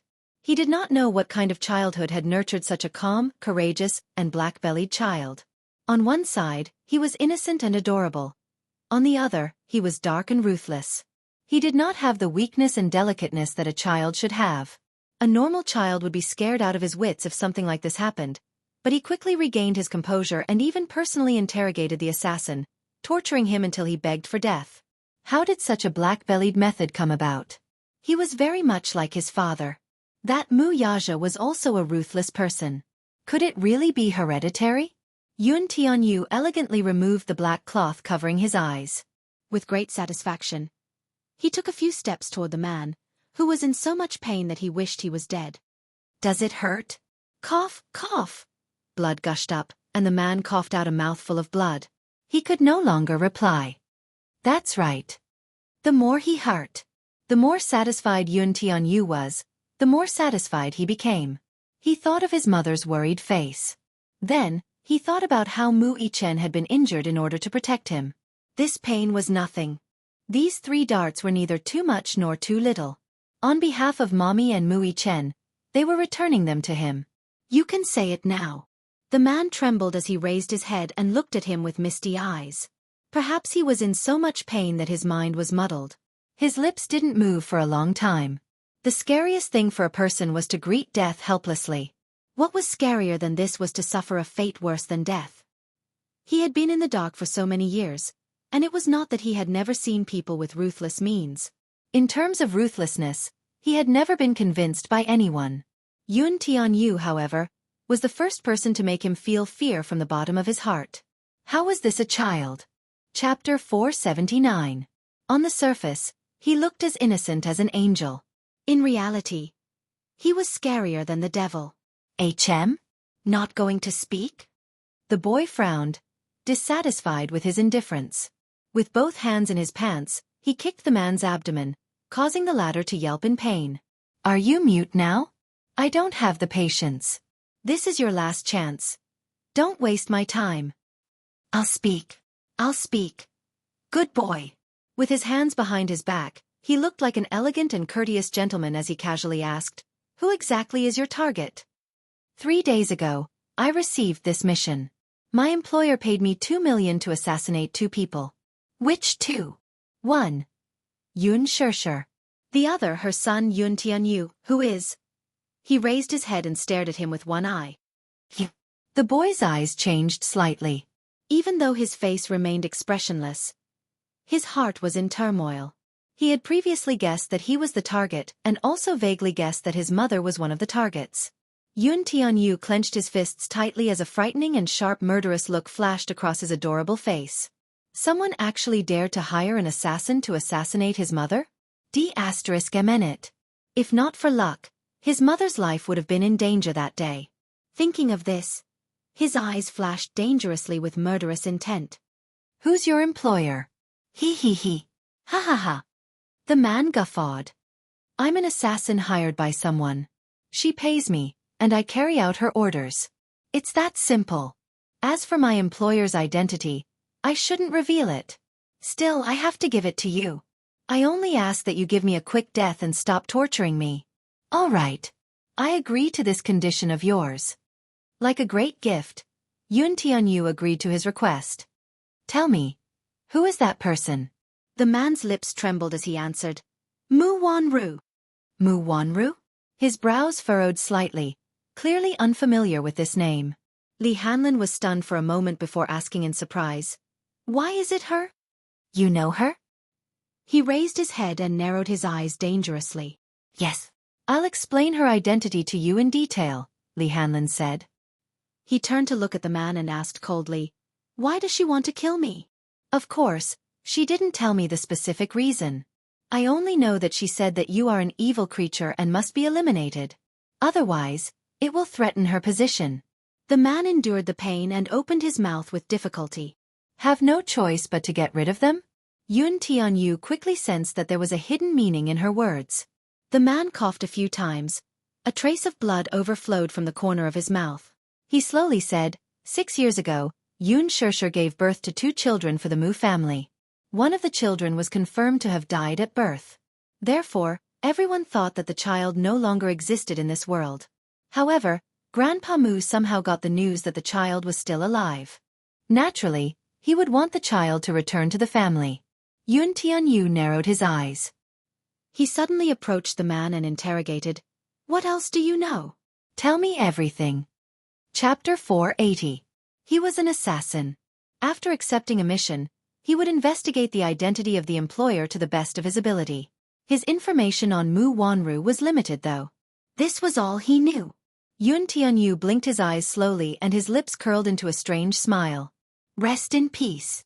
After saying that, he turned around without looking back and elegantly walked out of the warehouse. The moment the door closed, a gunshot was heard, breaking the tranquil night. When Li Hanlin came out, Yun Tianyu was sitting in the car, deep in thought. Have you dealt with everything? Li Hanlin nodded. Yes. Let's go. In the car, Yun Tianyu sat leisurely in the back seat. He rested his chin elegantly on one hand and looked out the window indifferently. Li Hanlin, who was sitting beside him, gave him a rough analysis of Mu Wanru's information. However, due to the limited information he had, he could not deduce Mu Wanru's motive for hiring an assassin. Yun Tianyu only said, It's not that simple. You have 5 days to investigate everything about Mu Wanru, no matter how big or small. Understood, Li Hanlin replied swiftly. At the same time, in the Mu residence. In the study room, Mu Yaja sat at his desk and flipped through a thick stack of documents with his head lowered. Min Yu, who was behind him, quietly waited and carefully observed his expression. That's all. Sir, all the information on Laji Holdings is here. Mu Yaja raised his eyes and furrowed his brows slightly. Since Xiao Yichen was injured, he naturally wanted to find out what had happened at the amusement park. However, due to the shooting incident, Fairy Tale Valley closed 3 hours in advance and evacuated all the visitors. They showed a perfect public relations attitude toward the media's interception of interviews, but they refused to talk about what had happened that day, even in the face of the public's doubts. The shooting incident was definitely a fatal blow to a public amusement park like the amusement park. Under normal circumstances, the media and the police would have already investigated this matter.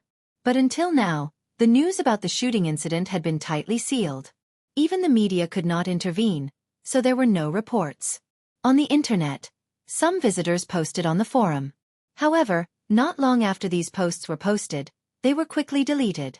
Their accounts were also banned or even banned. Min Yu investigated in secret, but due to Fairy Tale Valley's strict confidentiality measures, he didn't leak any information. He only vaguely found out that there was an attack on that day. As for the details of the incident, he did not know. Fairy Tale Valley was jointly controlled by Laji Holdings and N.E. Group. This N.E. Group didn't have a strong background, but Cola Wisdom had a strong background. Laji Holdings used to be a toy supplier on the verge of bankruptcy until it was acquired by Hurricane Group a year ago. The board of directors was replaced, shares were divided, and the CEO was replaced. In a short period of time, they had rapidly risen to become the world-class DreamWorks Animation, the world's largest toy supplier. Their industrial chains were spread across North America, Europe, and Asia. However, the CEO who held 60% of the company's shares had a mysterious background. A toy supplier might not be surprising. However, the Hurricane Group behind them was not to be trifled with. Chapter 481. They controlled half of the world's arms market and had close ties with various governments, mafia, and terrorist organizations. Their influence spanned across both the legal and illegal worlds, and they had an impressive mercenary corps.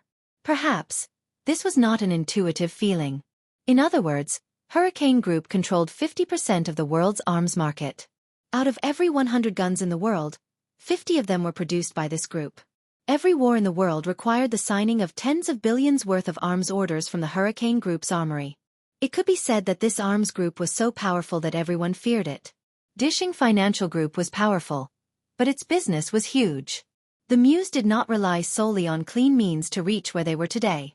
The power struggles behind them were intertwined. At a certain point, if they wanted to expand their influence, they would naturally involve the underworld. There were 2 big families in the capital. One of them was the Gu family, and the other, needless to say, was the Mu family. This Hurricane Group was not just a simple underworld organization though. Every move of theirs could affect the world's situation. How could a toy company have a connection with such a huge arms group though? I heard that the mysterious CEO of Laji Holdings is very young. After Hurricane Group acquired the company, he took over the board of directors. I feel that his background is not simple. He should be related to Hurricane Group in countless ways. Min Yu said from the side. Mu Yaja frowned as he fiddled with the pen in his hand. Min Yu, who was standing at the side, said with lingering fear, if word of the shooting incident at the amusement park gets out, Laji's reputation will surely suffer a devastating blow. Now that the news is sealed, even the police can't intervene. A toy company can't possibly have such power. Mu Yaja casually flipped through the documents. His gaze paused on a column of information. Laji Holdings Board of Directors, Li Hanlin. His gaze changed as the man's face flashed across his mind. This man had once appeared in Yun Tianyo's ward and claimed to be the principal of Yun Tianyo's kindergarten. He had also met him at Fairy Tale Valley that day. He was one of the higher-ups there. Back then, he was in a hurry and did not react in time.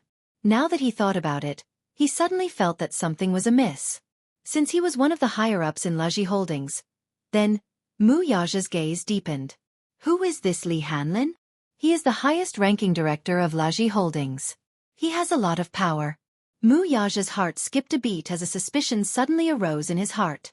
Even he couldn't help but be startled. He had some bold guesses about Yun Tianyu's identity. By the time Yun Tianyu reached home, the sky was already turning bright. It was close to dawn. He tiptoed around the entrance and carefully walked into the living room. Suddenly, the lights in the living room lit up. He was startled and stood rooted to the ground. "Where did you go?" On the sofa, Yun Shishir looked at him angrily, as if she hadn't slept all night. Her face was tired, and her eyes were bloodshot. Chapter 482. Waiting for you. Yun Shishir's voice was frosty. His coquetry seemed to have lost its effect at this moment. She asked angrily, "Where did you go?" "I went for a walk in the courtyard."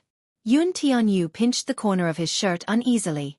Like a child who had done something wrong, he was at a loss for what to do and trembled with fear. In fact, he had indeed done something wrong. Yun Shishir coldly said, "I went to the courtyard to look for you, but I couldn't find you. Yu, why did you lie to Mommy?" "Mommy." He was startled. He did not know when she realized that he was not around, nor did he know how long she had been waiting for him.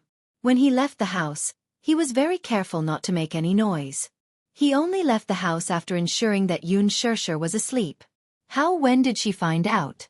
Yun Shishir stared at him unblinkingly. Her face was filled with anger and sadness. Not long after he left, she woke up with a start.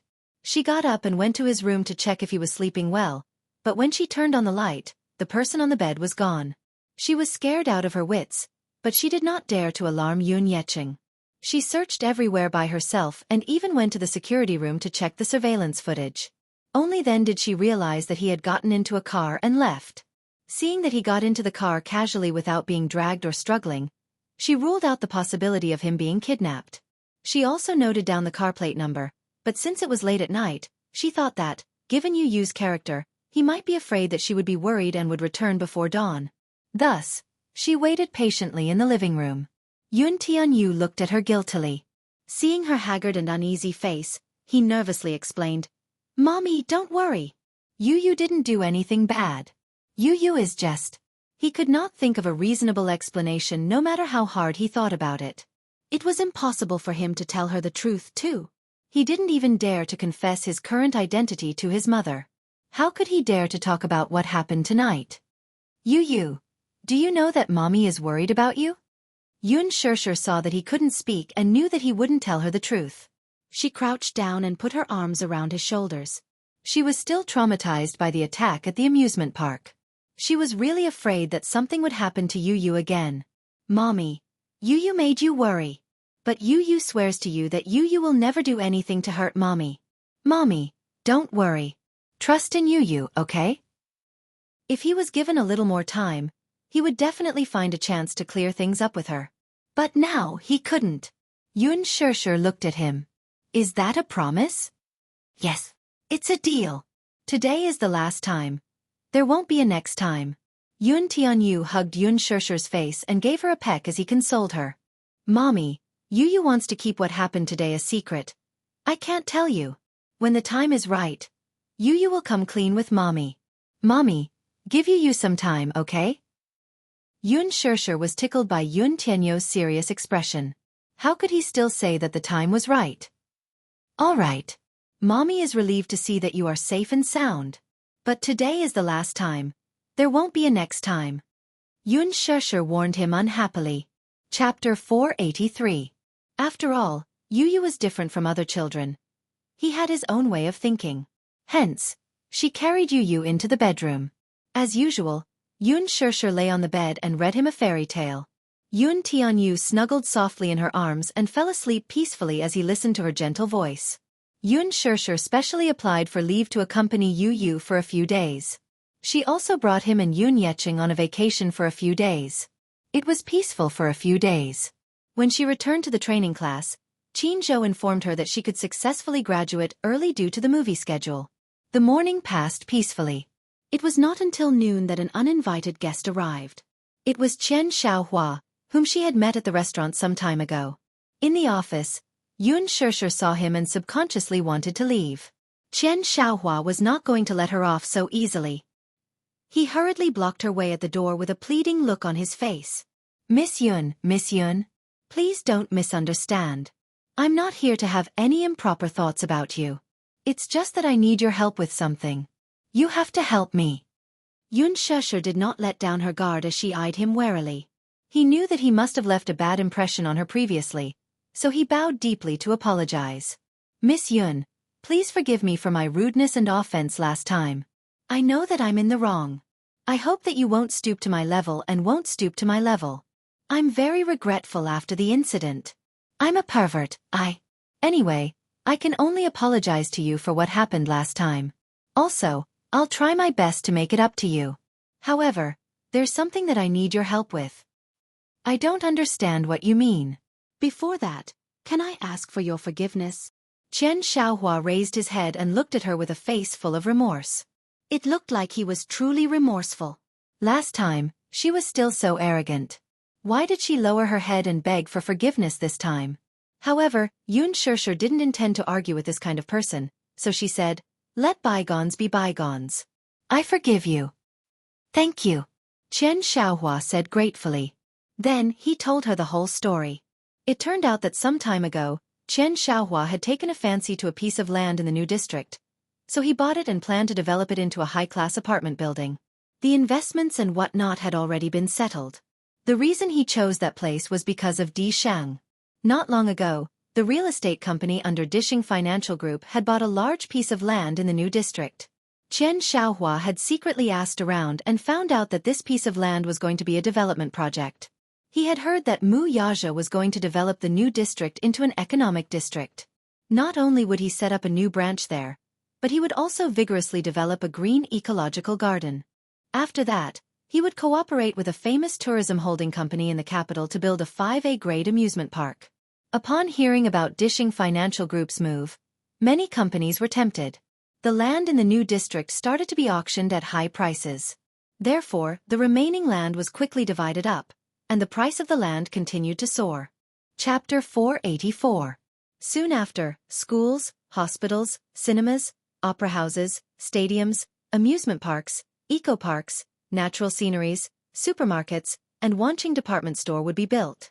Due to Dishing Financial Group's influence, the subway and public transport companies gave them the green light after they found out about it and opened up a few routes. Therefore, the originally remote suburbs suddenly became a bustling area. In the future, it might even become a commercial and financial center. Chen Xiaohua was naturally a smart man. Seeing that Dishing valued this project so much, he rubbed his palms together and started working on it. The property prices had already skyrocketed before the market had even started.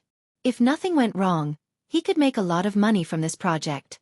Although he did not have much of a philosophy when it came to real estate, he had the keen sense of a businessman and a unique vision. He believed in Dishing's ability and vision, so he was waiting to make a fortune.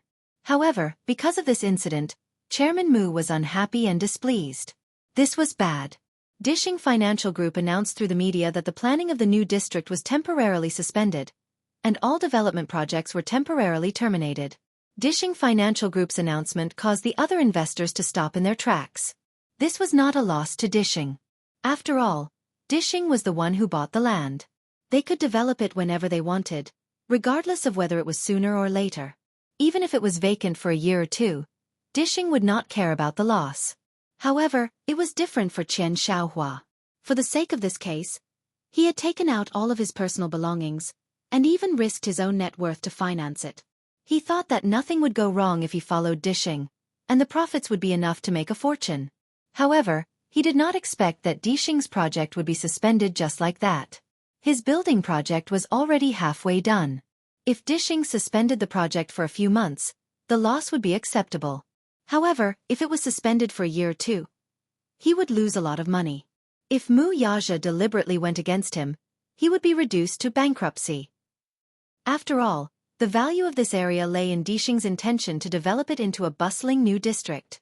Without Dishing, the value of the property here would plummet. However, Chen Xiaohua thought that Mu Yaja would not be so ruthless just for a woman, right? He calmed himself down and planned to check the news later. When Chen Xiaohua found out that Dishing Financial Group was planning to develop this place into an industrial zone, he could not sit still any longer. Mu Yaja's move was too merciless and ruthless. Knowing that he was going to develop a residential area, why did he do this on purpose? If it were to be developed into an industrial park, it would be impossible for Dishing to even think about it. However, if it were to be developed into an industrial park, Qian Xiaohua's development would only result in a huge loss. Who would buy a house next to an industrial park? Who would want to live in a place with such a high air pollution index? On the surface, it was not targeted. However, in reality, Mu Yaja's casual wave of his hand had completely pushed him into a dead end. Qian Xiaohua could not sit still any longer. He tried to go to Mu Yaja several times to plead for mercy, but Mu Yaja completely ignored him. Chapter 485. This time, Qian Xiaohua was panicking. What should he do? The project was still in progress. Every day that it was delayed was a loss. Yun Shishir was indifferent to his repeated pleas. She only said mildly, "If you're here to beg for my forgiveness, I can forgive you. But you want me to plead with Mu Yaja for you? That's impossible." "Why?" Qian Xiaohua exclaimed and probed carefully. "Could it be that Miss Yun thinks that I'm not sincere enough?" Yun Shishir said with a headache, "Mu Yaja and I don't have that kind of relationship. My words don't carry any weight with him. You think too highly of me." With that said, she was about to leave. However, Qian Xiaohua was so shocked that he hugged her. Seeing her cold and silent expression, he was so anxious that he was about to cry. He begged for mercy. Oh, my little grand aunt. You don't carry any weight in Chairman Mu's heart? You must be joking with me. Why did Chairman Mu force me into a corner? Isn't it because I have improper thoughts about you? I deserve to die for bringing this up. I deserve to die. Qian Xiaohua slapped himself and said, "Chairman Mu really cares about you. Believe me, as long as you say something, you can save me from the abyss of suffering. I beg you." Boss Qian, there's no point in saying more. I don't think I have the ability to change Chairman Mu's mind. With that said, Yun Shishir walked around him and left. Qian Xiaohua stomped his feet anxiously behind her. Yun Shishir originally thought that after rejecting him, he would restrain himself. However, she didn't expect that Qian Xiaohua would follow behind her for 2 consecutive days. No matter where she went, he would always follow behind her like a shadow. On the way home, she saw a car following closely behind her in the rearview mirror. She didn't need to guess to know that Qian Xiaohua was following her. Yun Shishir was annoyed by him and got out of the car. The car behind them also stopped on the road. Qian Xiaohua got out of the car. Before Yun Shishir could say anything, he rushed in front of her and knelt down with a plop.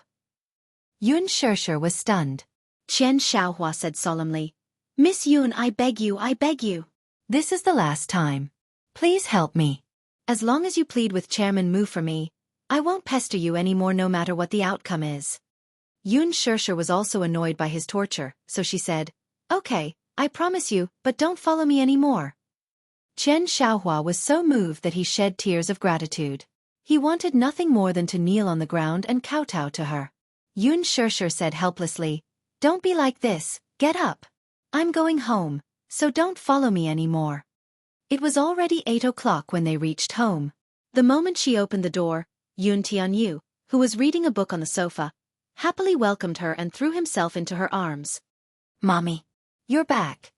Yu has been waiting for you for a long time." Yun Shishir rubbed his head guiltily, unable to hide her tiredness. "I'm sorry, Yu. I came back a little late today." "You're wrong. Mommy comes back late every day." With that, he tiptoed and took the coat and bag from her. As he put them aside, he said, "Mommy, the food is ready, but it seems to have turned cold again. I'll go heat it up again. It'll be ready soon." After waiting for a long time, she still did not return. The food was reheated, but it still turned cold. Yun Shishir sat at the table and looked at the 3 dishes and 1 soup on the table. It was not a sumptuous meal, but it looked, smelled, and tasted good. She could not help feeling touched. Chapter 486. Yun Tianyu, who was sitting opposite her, propped his head in his hands and looked at her with satisfaction. "No, it's not. Yu is happy as long as Mommy thinks it's delicious. Yu's cooking is the best. It's even better than a 5-star chef's." Yun Shishir gave him a thumbs up and was not stingy with her praises for her baby. Yu Yu's pink and tender face revealed a hint of sweetness as he hurriedly urged, "Mommy, hurry up and eat. What if the food gets cold again?" Yun Shirshir picked up her bowl of rice and ate happily with the reheated food. Yun Tianyu looked at her quietly. His eyes darted around before he suddenly lowered his voice and asked, "Mommy, Yu Yu has a question for you." "HM? That man from yesterday, the man Mommy said was your university professor. Who exactly is he?" Yun Shirshir had just swallowed a mouthful of rice when she heard his question.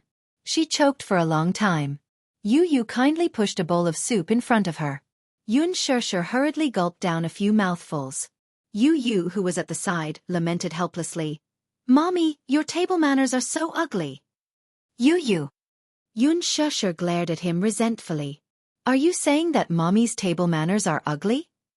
"Yes, not ladylike at all. Mommy, you can't do this outside, or else you'll scare others. Baby is already used to your table manners, so don't worry." Yu Yu looked at her with a, "I can't do anything to you" expression. What's so important about it? Yun Shirshir, on the other hand, did not think much of it. She was merely shocked by his words and choked on her words. "Don't avoid the topic. Every time I ask you a question, you're always evasive. Mommy, don't coax me like a child. I'm not that stupid." Yun Tianyu could tell at a glance that she was avoiding the topic. This time, he did not intend to let her off. "When did I avoid the topic?" "Then you tell me. Who is that uncle?" Yun Tianyu, with an elegant smile on his face, unhurriedly asked this question, leaving her with no way out. Yun Shirshir sighed helplessly. She put down her bowl and chopsticks and looked up at him. "I'm sorry. Mommy lied to you last time. He's not Mommy's university professor." "Oh, I know." Yu Yu raised her eyebrows. "You know? Then last time you..." "Mommy, sometimes your IQ is really low. I was just playing along with you. Don't I look at myself in the mirror?" Yu Yu looked defeated. In other words, the little girl could tell that the man's facial features were similar to hers. Yun Tianyu was long aware of his relationship with Mu Yaja. But now, he was only asking because he wanted his mommy to be honest with him. He didn't want her to hide anything from him. "Yes, he is your daddy." Yun Shirshir cautiously said this. After saying this, she observed Yun Tianyu's expression. Seeing that he was still calm and did not look surprised, she was a little surprised. "Why don't you look surprised at all?" "Why should I be surprised?" Yun Tianyu held his head and calmly said, "I also know that the uncle's name is Mu Yaja. He's Dishing Financial Group's CEO. Also." Yu Yu moved closer to her and nudged her waist with his small arm. "This uncle likes you a lot." Chapter 487. You're just a child. What do you know about liking someone? Of course I know. Mommy, you're so out of date. You're already dating in primary school. You're already dating in primary school. Mommy, you're really getting on in years. You're about to be out of touch with this era. Getting on in years. These words were like an arrow that pierced her heart. Yun Shirshir stared at him dangerously. Do you think Mommy is old? Yu Yu shrugged and looked at her with a magnanimous expression. Then, he patted her shoulder solemnly. Don't worry, Mommy. No matter how old you are, to the point where you don't have any teeth and your hair is white, Yu Yu won't despise you. Yun Shirshir was a little touched when she heard this. She held his smiling face and kissed him twice. Good boy, don't despise Mommy. Mommy loves you the most. Yu Yu suddenly hugged her shoulder. His childish voice was full of tenderness. Mommy, do you know? Yu Yu is very possessive of Mommy. He doesn't want anyone to steal Mommy from Yu Yu. However, if it's a man that Mommy likes, Yu Yu only wants Mommy to be happy, regardless of Mommy's choice. That's enough.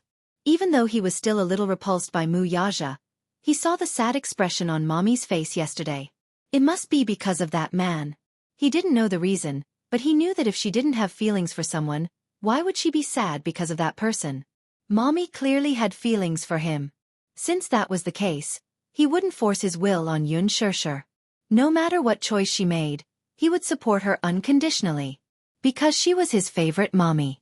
Yun Shirshir's gaze softened. She hugged his shoulders and stroked his head. She smiled and said, Yu Yu, you're such a good boy. No matter what, you must remember that mommy will always love you the most. But mommy, if anyone bullies you, you must tell you will bully them back. Yu raised her head and gently planted a kiss on her mommy's cheek.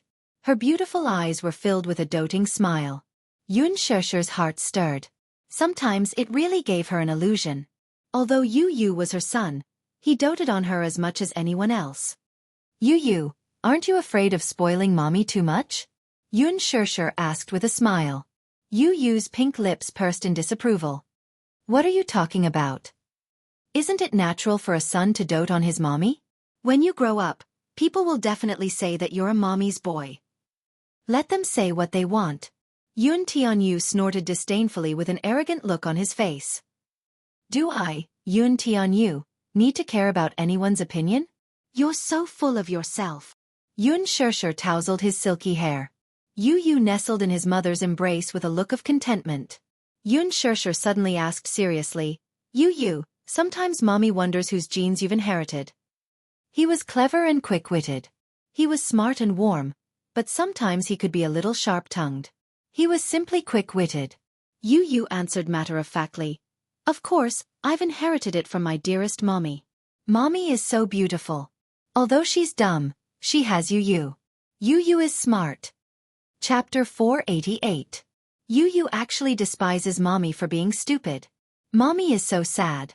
Woo. Yu repeatedly begged for mercy. Aya, be gentler. Shusher refused to let him off and threatened, Quickly praise mommy for being smart.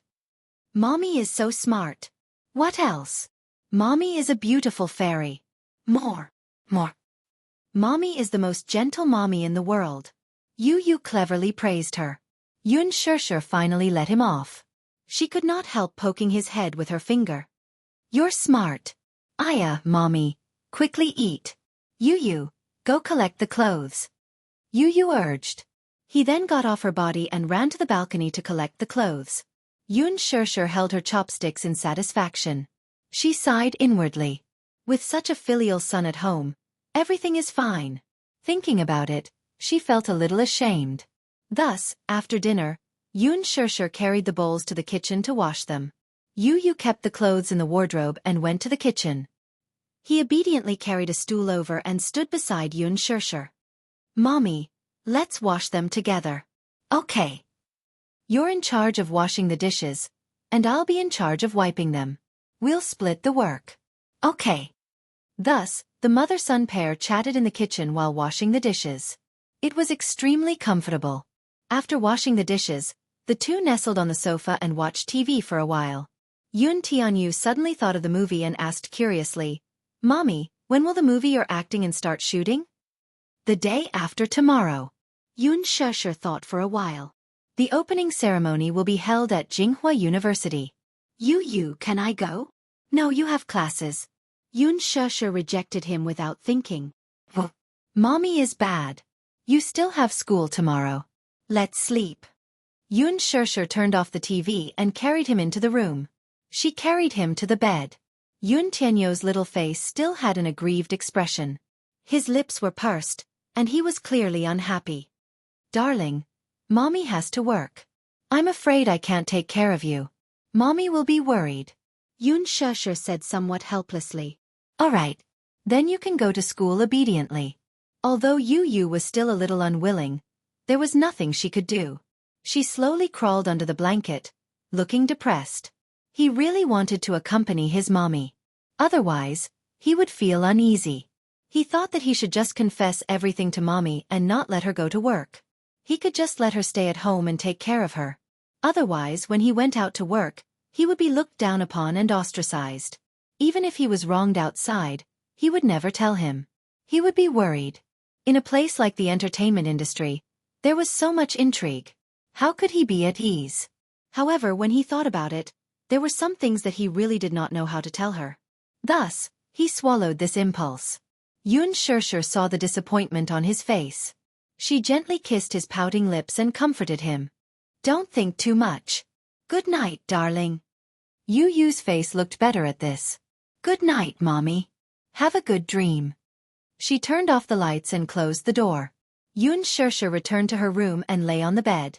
However, she could not fall asleep no matter how hard she tried. Her phone suddenly rang. Yoon Shersher picked it up and saw Mu Yaja's number on the screen. She was startled. She suddenly recalled the scene she had coincidentally seen at the hospital that day. Even now, her heart still felt stifled. Feeling vexed, she tapped the screen and hung up the call. Chapter 489. However, as if he was competing with her, her phone kept ringing. When she hung up, he would call again and again. She was thoroughly enraged. She picked up the call and asked angrily, "What exactly do you want? Come out." The man's voice was filled with anger after being hung up on more than 20 times. Yoon Shersher was perplexed and asked unhappily, "It's the middle of the night. Why are you acting crazy?" "I'm outside your house." Yoon Shersher was shocked. She walked to the window and saw an Aston Martin parked outside. Mu Yaja was holding his phone and leaning against the car with a cigarette in his mouth. The flickering sparks were particularly eye-catching in the night. From afar, the man's head was lowered, and his entire body exuded an inexplicable loneliness.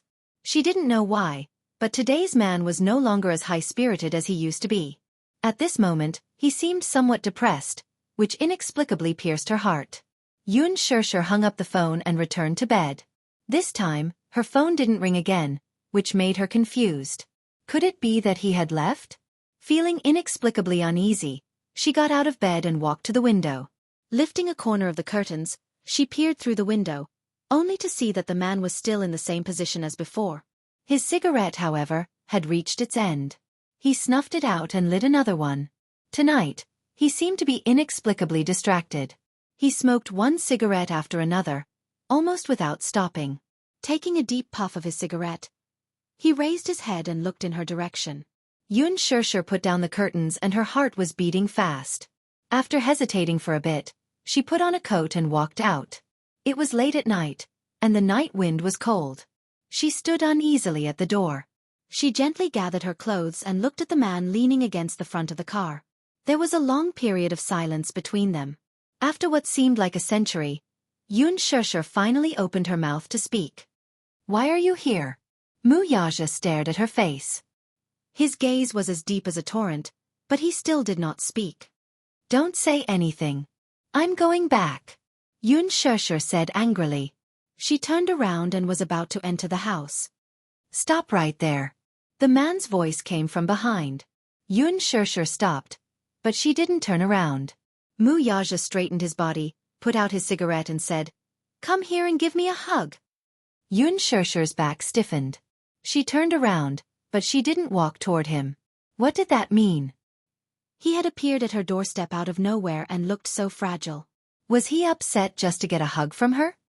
"You. Come here and give me a hug," Mu Yaja said again, but there was a hint of compromise. 5 minutes. Yoon Shersher hesitated for a long time, but she still walked over in the end. When she walked in front of him, Mu Yaja reached out and pulled her into his arms, hugging her fiercely. His arms kept tightening as if he wanted to melt her into his bones and blood. It almost suffocated her. Feeling a little uncomfortable, she struggled for a bit. The man's voice came from above her head. "Don't move. Mu Yaja." Chapter 490. Yoon Shersher looked up, only to see his handsome face closing in on hers. His thin lips sealed her mouth in an instant, and her protest was forcefully silenced. Tonight, for some reason, he was a little out of control, like an injured beast. It was probably because today was the anniversary of Jang Ishan's death. After leaving the cemetery, he had been feeling a little frustrated. At night, he had driven up the mountain to vent his emotions, but after leaving the mountain, he had driven the car here. When he came to his senses, the car had already stopped in front of her house, and the engine had been turned off. Only then did he realize that perhaps this woman had unknowingly invaded every corner of his thoughts. He wanted to see her, but his usual arrogance did not allow him to lower his head to a woman. For the past few days, he had forced himself to throw himself into the company's huge pile of cases. He did not want to think about her or have any distracting thoughts. However, every time he closed his eyes, her face would appear in his mind. There was no way to avoid it. He had been waiting for her to come to him and lower her head to him, but this woman seemed to have disappeared from his world without a trace. When he had driven the car here involuntarily, He had realized that he had lost. In the end, he still could not hold himself back and wanted to see her. As he thought of this, his eyes darkened. Before she could even react, a domineering kiss filled her entire mouth. Yun Shirshir was shocked. He kissed her fiercely and with so much force that it was as if he wanted to swallow her whole. His cold thin lips pressed tightly against hers, crushing her. He kissed her so hard that it hurt her. Taking advantage of this, he pried open her lips and kissed her even more deeply. Yun Shirshir struggled for a while and tried to push him away, but she could not resist the man's strength at all. The kiss was deep. It almost suffocated her. Just as she thought that she was going to faint, he raised his head and pinched her chin. Admiring her lips, which were swollen from being ravaged, he lifted her hair with his slender fingers. His gaze, however, froze. "Where's the earring?" Yun Shirshir's breathing quickened as she looked up. Seeing his gloomy and unhappy gaze, she said coldly, "Take it off." "Why did you pluck it?" Mu Yaja asked angrily. "Because I don't like it, I took it off." "Can't I?" Yun Shirshir felt that he was a little strange and turned to leave. Mu Yaja grabbed her arm and pulled her back. Yun Shirshir lost her balance and bumped into the car door. Mu Yaja followed closely behind her. His tall and big body covered hers, trapping her in this narrow space. Yun Shirshir looked up helplessly, only to see him lowering his head and glaring at her. The anger in his eyes almost stabbed her. "What do you want?" "Are you still angry?" Mu Yaja suddenly asked. Yun Shirshir was distracted for a moment and turned her face away from him. "I don't know what you're talking about." "Song Enya," Mu Yaja suddenly said. "Her name is Song Enya, and she's my cousin. So, there's nothing between us. If you're misunderstanding this, then I'll tell you now that there's no need." Chapter 491. It was only because she resembled his mother's face that he doted on her so much. If she minded because of this, then there was no need for her to do so. Yun Shirshir was stunned for a moment. Was this man trying to explain things to her? Cousin, though? Are they cousins? Why did she see the adoration in Song Enya's eyes when she looked at him, though?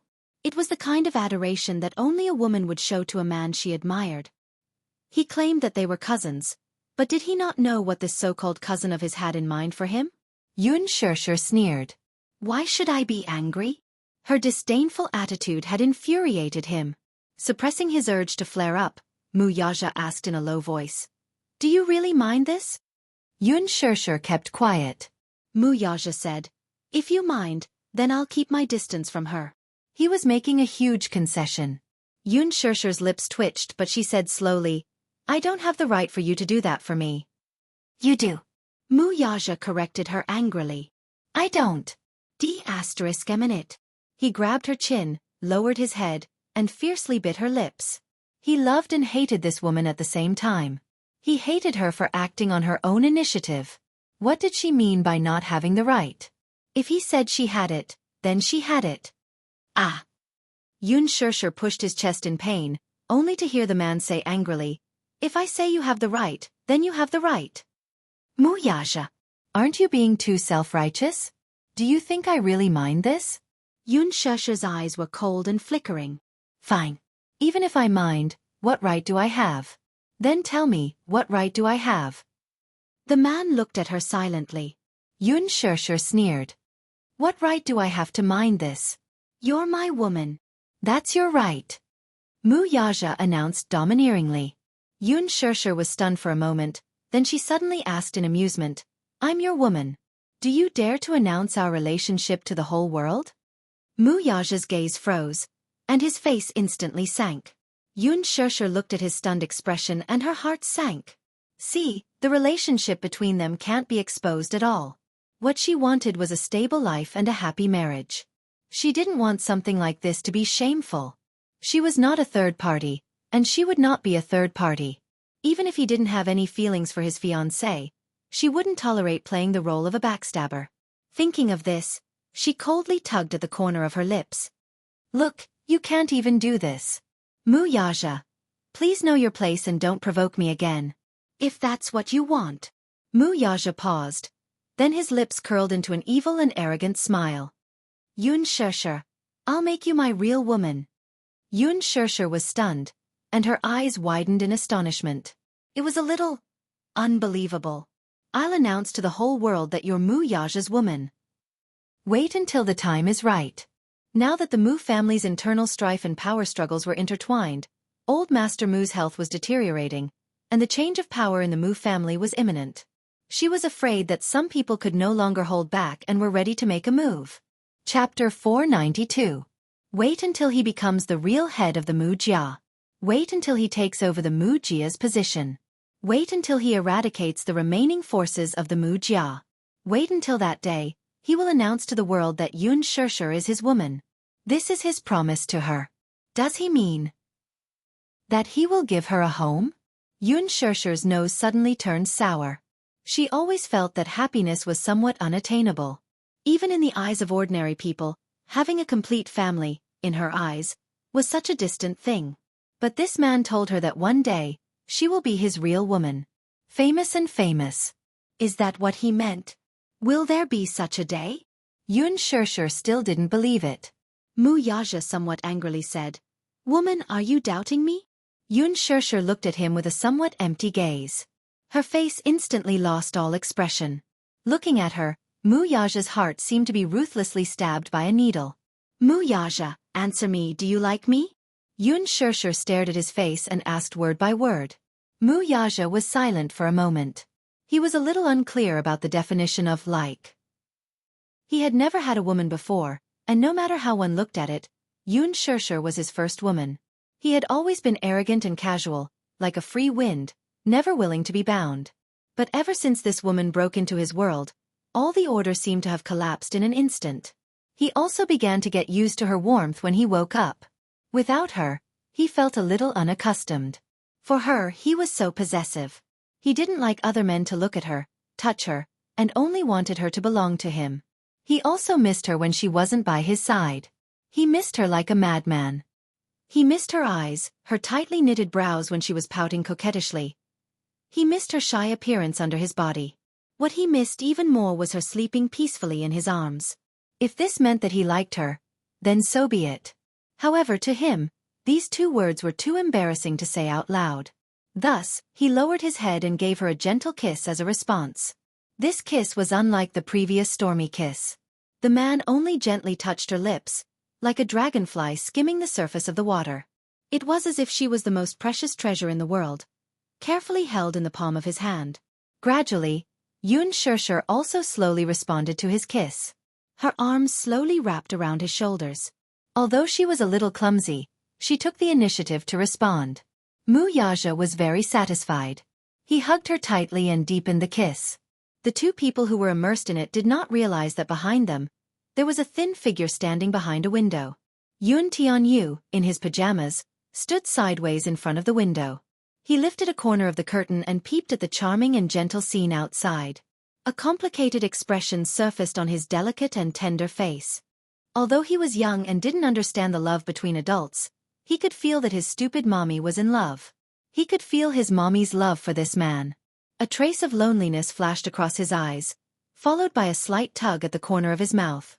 His small hands clenched into fists and lightly thumped his aching chest. If, one day, his mommy told him that she loved this man deeply, then he would call him daddy without hesitation. Chapter 493. Back in bed, Yun Tianyu crawled under the covers and picked up a small and exquisite photo frame from the bedside table. It was a photo of him and his mommy at the amusement park a few days ago. Holding the photo close to his chest, he fell asleep quietly. The next morning, when Yun Shirshir woke up, she washed up and walked to the living room. Yun Tianyu had already laid out breakfast on the dining table. Her father immediately greeted her. "Shirshir, good morning."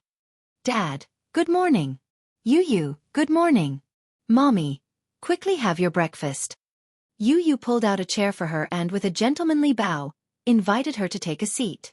Yun Shirshir was tickled by his gentlemanly gesture and sat down. Yun Tianyu sat beside her and smilingly asked, "Mommy, did you sleep well last night?" Yun Shirshir was stunned. Recalling the kiss last night, she blushed and replied, "Yes, I had a good dream." Yu smiled. "That's great." Yu, though, had a bad dream. Nothing. Stupid mommy. Quickly have your breakfast." This is a heart-shaped poached egg that Yu made for you. With that, he placed a heart-shaped poached egg in front of her. This was meticulously prepared by Yu. Have you had your breakfast? Stupid mommy. What time is it now? I'm going to report to kindergarten. Yun Tianyu complained. Little Munchkin's face was full of misery at the thought of having to face those lively and chirpy kids in the kindergarten again. He was worried to death. He felt that his IQ would plummet if he stayed in kindergarten for a few more years. Yun Yeching told Yun Shirshir, Shirshir, quickly go to the office after breakfast. I'll send you to kindergarten. Be careful on the road. He then left with Yu. Not long ago, Yun Shirshir bought him a car. After the company's bankruptcy, Yun Yeching had not driven a car for a few years. After a few days of getting used to it, he was more or less familiar with it. When the car slowly drove out of the villa, a black car followed closely behind. Ever since the incident at the amusement park, Li Hanlin had specially assigned a personal bodyguard to watch over Yun Tianyu 24/7. After Yun Shirshir finished her breakfast, she rushed to the company. In the company, Lin Fengtian sat in his office. A few assistant directors stood by the side, trembling in fear and sweating profusely. Qin Zhou sat on the sofa, absent-mindedly grinding his nails. At this moment, the huge office was shrouded in a layer of low pressure. How am I supposed to do that? Lin Fengtian slammed his palm on the table. There was an order on the table. What appeared on the screen was a series of rules and regulations regarding Yun Shirshir's movie. No kissing scenes. No sex scenes. No hugging scenes. No holding hands.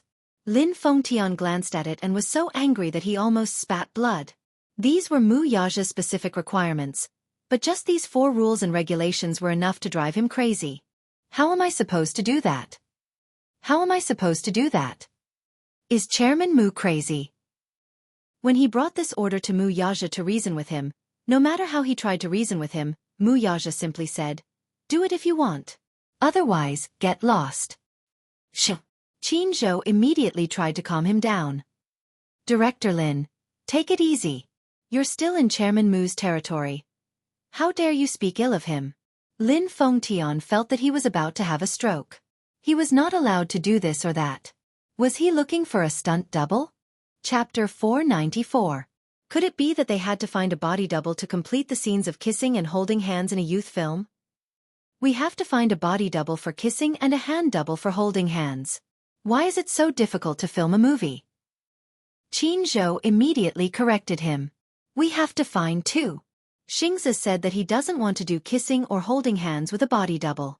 He's a clean freak, so we have to find a few body doubles for him.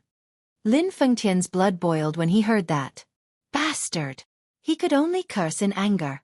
Because Mu Yaja had spoken. There was no need to worry about the budget. Huan Yu had plenty of money, so he could spend as much as he wanted. However, if any of these rules were violated, the movie would be scrapped. Qin Zhou touched his chin. He felt that the relationship between Yun Shirshir and Chairman Mu was somewhat intriguing. Who is this Yun Shirshir? Why does Chairman Mu take care of her so much? An assistant director wondered. Take care of her? Is this taking care of her? Come on. I've changed the script of the kissing scene several times, and now it's going to be ruined by 2 body doubles. Lin Fengtian felt a headache coming on. Lin Fengtian's heart ached when he thought about how only 2 body doubles were needed for his meticulously revised script. He had high hopes for Yun Shirshir and felt that this newcomer had quite a lot of potential. Perhaps after this movie was released, she would become the next Han Yuyen. No, she would definitely surpass her. After 10 years of sharpening his sword, Lin Fengtian was full of confidence in this movie. It was a big production with a big budget. With the top film team in the country, coupled with Gu Xingzi's huge popularity, he was even looking forward to setting a record for the movie's box office. However, Mu Yaja had given him so many restrictions that his hands and feet were tied when he unleashed them. Lin Fengtian was a little angry. What could he do? What else could he do? Who was Mu Yaja? He was the crown prince of Dishing Financial Group. Everyone in Huanyu Entertainment had to follow his orders. What was the use of his protest? Thus, Lin Fengtian cursed Mu Yaja in his heart as he hurriedly went to look for a substitute. At noon, Qin Zhou invited Yun Shirshir to have lunch in a Chinese restaurant. During the banquet, he told her about this matter. Yun Shirshir was a little surprised when she heard this. Is this all Mu Yaja's request? In her heart, while she was surprised, she also felt an inexplicable sweetness towards Mu Yaja's dominance and possessiveness. Yes. Director Lin was so angry that he almost had a stroke. Qin Zhou said. Yun Shirshir didn't know whether to laugh or cry. You're exaggerating. Shirshir, let me ask you, what is your relationship with Chairman Mu? He seems to be very interested in you. Qin Zhou was a little gossipy. Mr. Qin, even you are so nosy? In this line of work, gossiping has become second nature. The two of them chatted for a while, and the waiter served the dishes one by one. She accidentally spilled tea on her skirt. The waiter immediately turned pale with fright and apologized profusely. Sorry. I didn't do it on purpose. Forget it. It's fine. Yun Shirshir waved her hand. Fortunately, she was wearing a black skirt today, so it was not a big deal. She raised her head to acknowledge Qin Zhou and got up to go to the bathroom to clean herself up. Wanru, you don't look well recently. Did you not rest well? Chapter 495. Mu Wanru elbowed him harshly and warned him coldly. I'm warning you, don't be too intimate with me outside, lest others see us. I know. Aaron took half a step back and reluctantly kept a distance from her. He leaned against the wall and quietly watched her back. Still he felt satisfied. Mu Wanru glared at him. She felt that provoking Aaron was her biggest mistake. This man was probably haunting her like a haunting ghost. She originally wanted to cut off all ties with him, but if she did so, she was afraid that he would reveal her secret. Hence, she unwillingly maintained their secret relationship. She would take it one step at a time. When the time was not right, she would get rid of him to prevent future trouble. Mu Wanru looked at the mirror again. Even with a thick layer of makeup covering her face, she could not hide her haggardness. These few days, she was distracted and did not rest well. Ever since that phone call, she had been having nightmares and could not sleep. She had a bad feeling about this. Thinking of this, Mu Wanru's face revealed a malevolent anger. These good-for-nothings. She really could not figure it out. How could they not even deal with a 6-year-old child? A child, only 6 years old, without the strength to even truss up a chicken, had actually failed the assassination. What was more frightening was that the assassin sent to carry out the mission was nowhere to be found. Initially, she was worried that her plan had been exposed, but after not hearing any news for a few days, she still felt uneasy. Now that she had failed this time, she could only come up with another plan. She was afraid that this failure would alert the enemy, and it would be difficult to strike again in the future. There was a reason why she was anxious to get rid of Yun Shirshir and Yun Tianyu. Grandpa Mu's health was deteriorating by the day, so he paid more attention to the matter of the Mu bloodline returning to the family. She had nothing to fear from Yun Tianyu. He was just a child with an immature mind. How much of a threat could he pose to her? She didn't care at all. However, the mother-son relationship between Yun Tianyu and Yun Shirshir was deep. If Yun Tianyu was acknowledged as a member of the Mu family, would Yun Shirshir not be entangled with the Mu family? If she were to be careless and expose her identity, she would be finished. She had to get rid of these two thorns in her flesh before Grandpa Mu did. Mu Wanru applied her lip gloss in front of the mirror and smoothed it out. Then, she put the lip pencil into her bag. Suddenly, her expression changed. She lay in front of the counter and retched in pain. Blurg. Alan's expression changed. He immediately stepped forward and held her arm. He asked nervously, "What's wrong?" "It's nothing." Mu Wanru pushed him away. Before she could finish her sentence, she retched again. He felt nauseous, but he couldn't vomit anything out. He just felt inexplicably nauseous. It was extremely uncomfortable. Seeing her push him away, Alan's heart sank. Seeing her retching again, he hesitated for a moment before stepping forward to hold her shoulders. This time, perhaps because she was a little unsteady, Mu Wanru did not push him away. Seeing her back arched for a while, Alan frowned. "Is it a stomach problem?" "Probably." Mu Wanru raised her head and looked at the mirror. Her expression was ugly.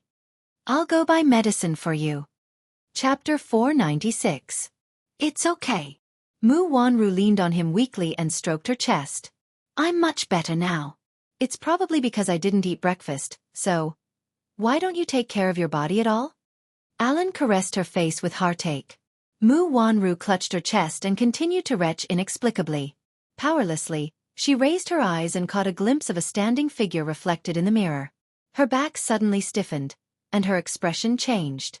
Then, she pushed Ellen away.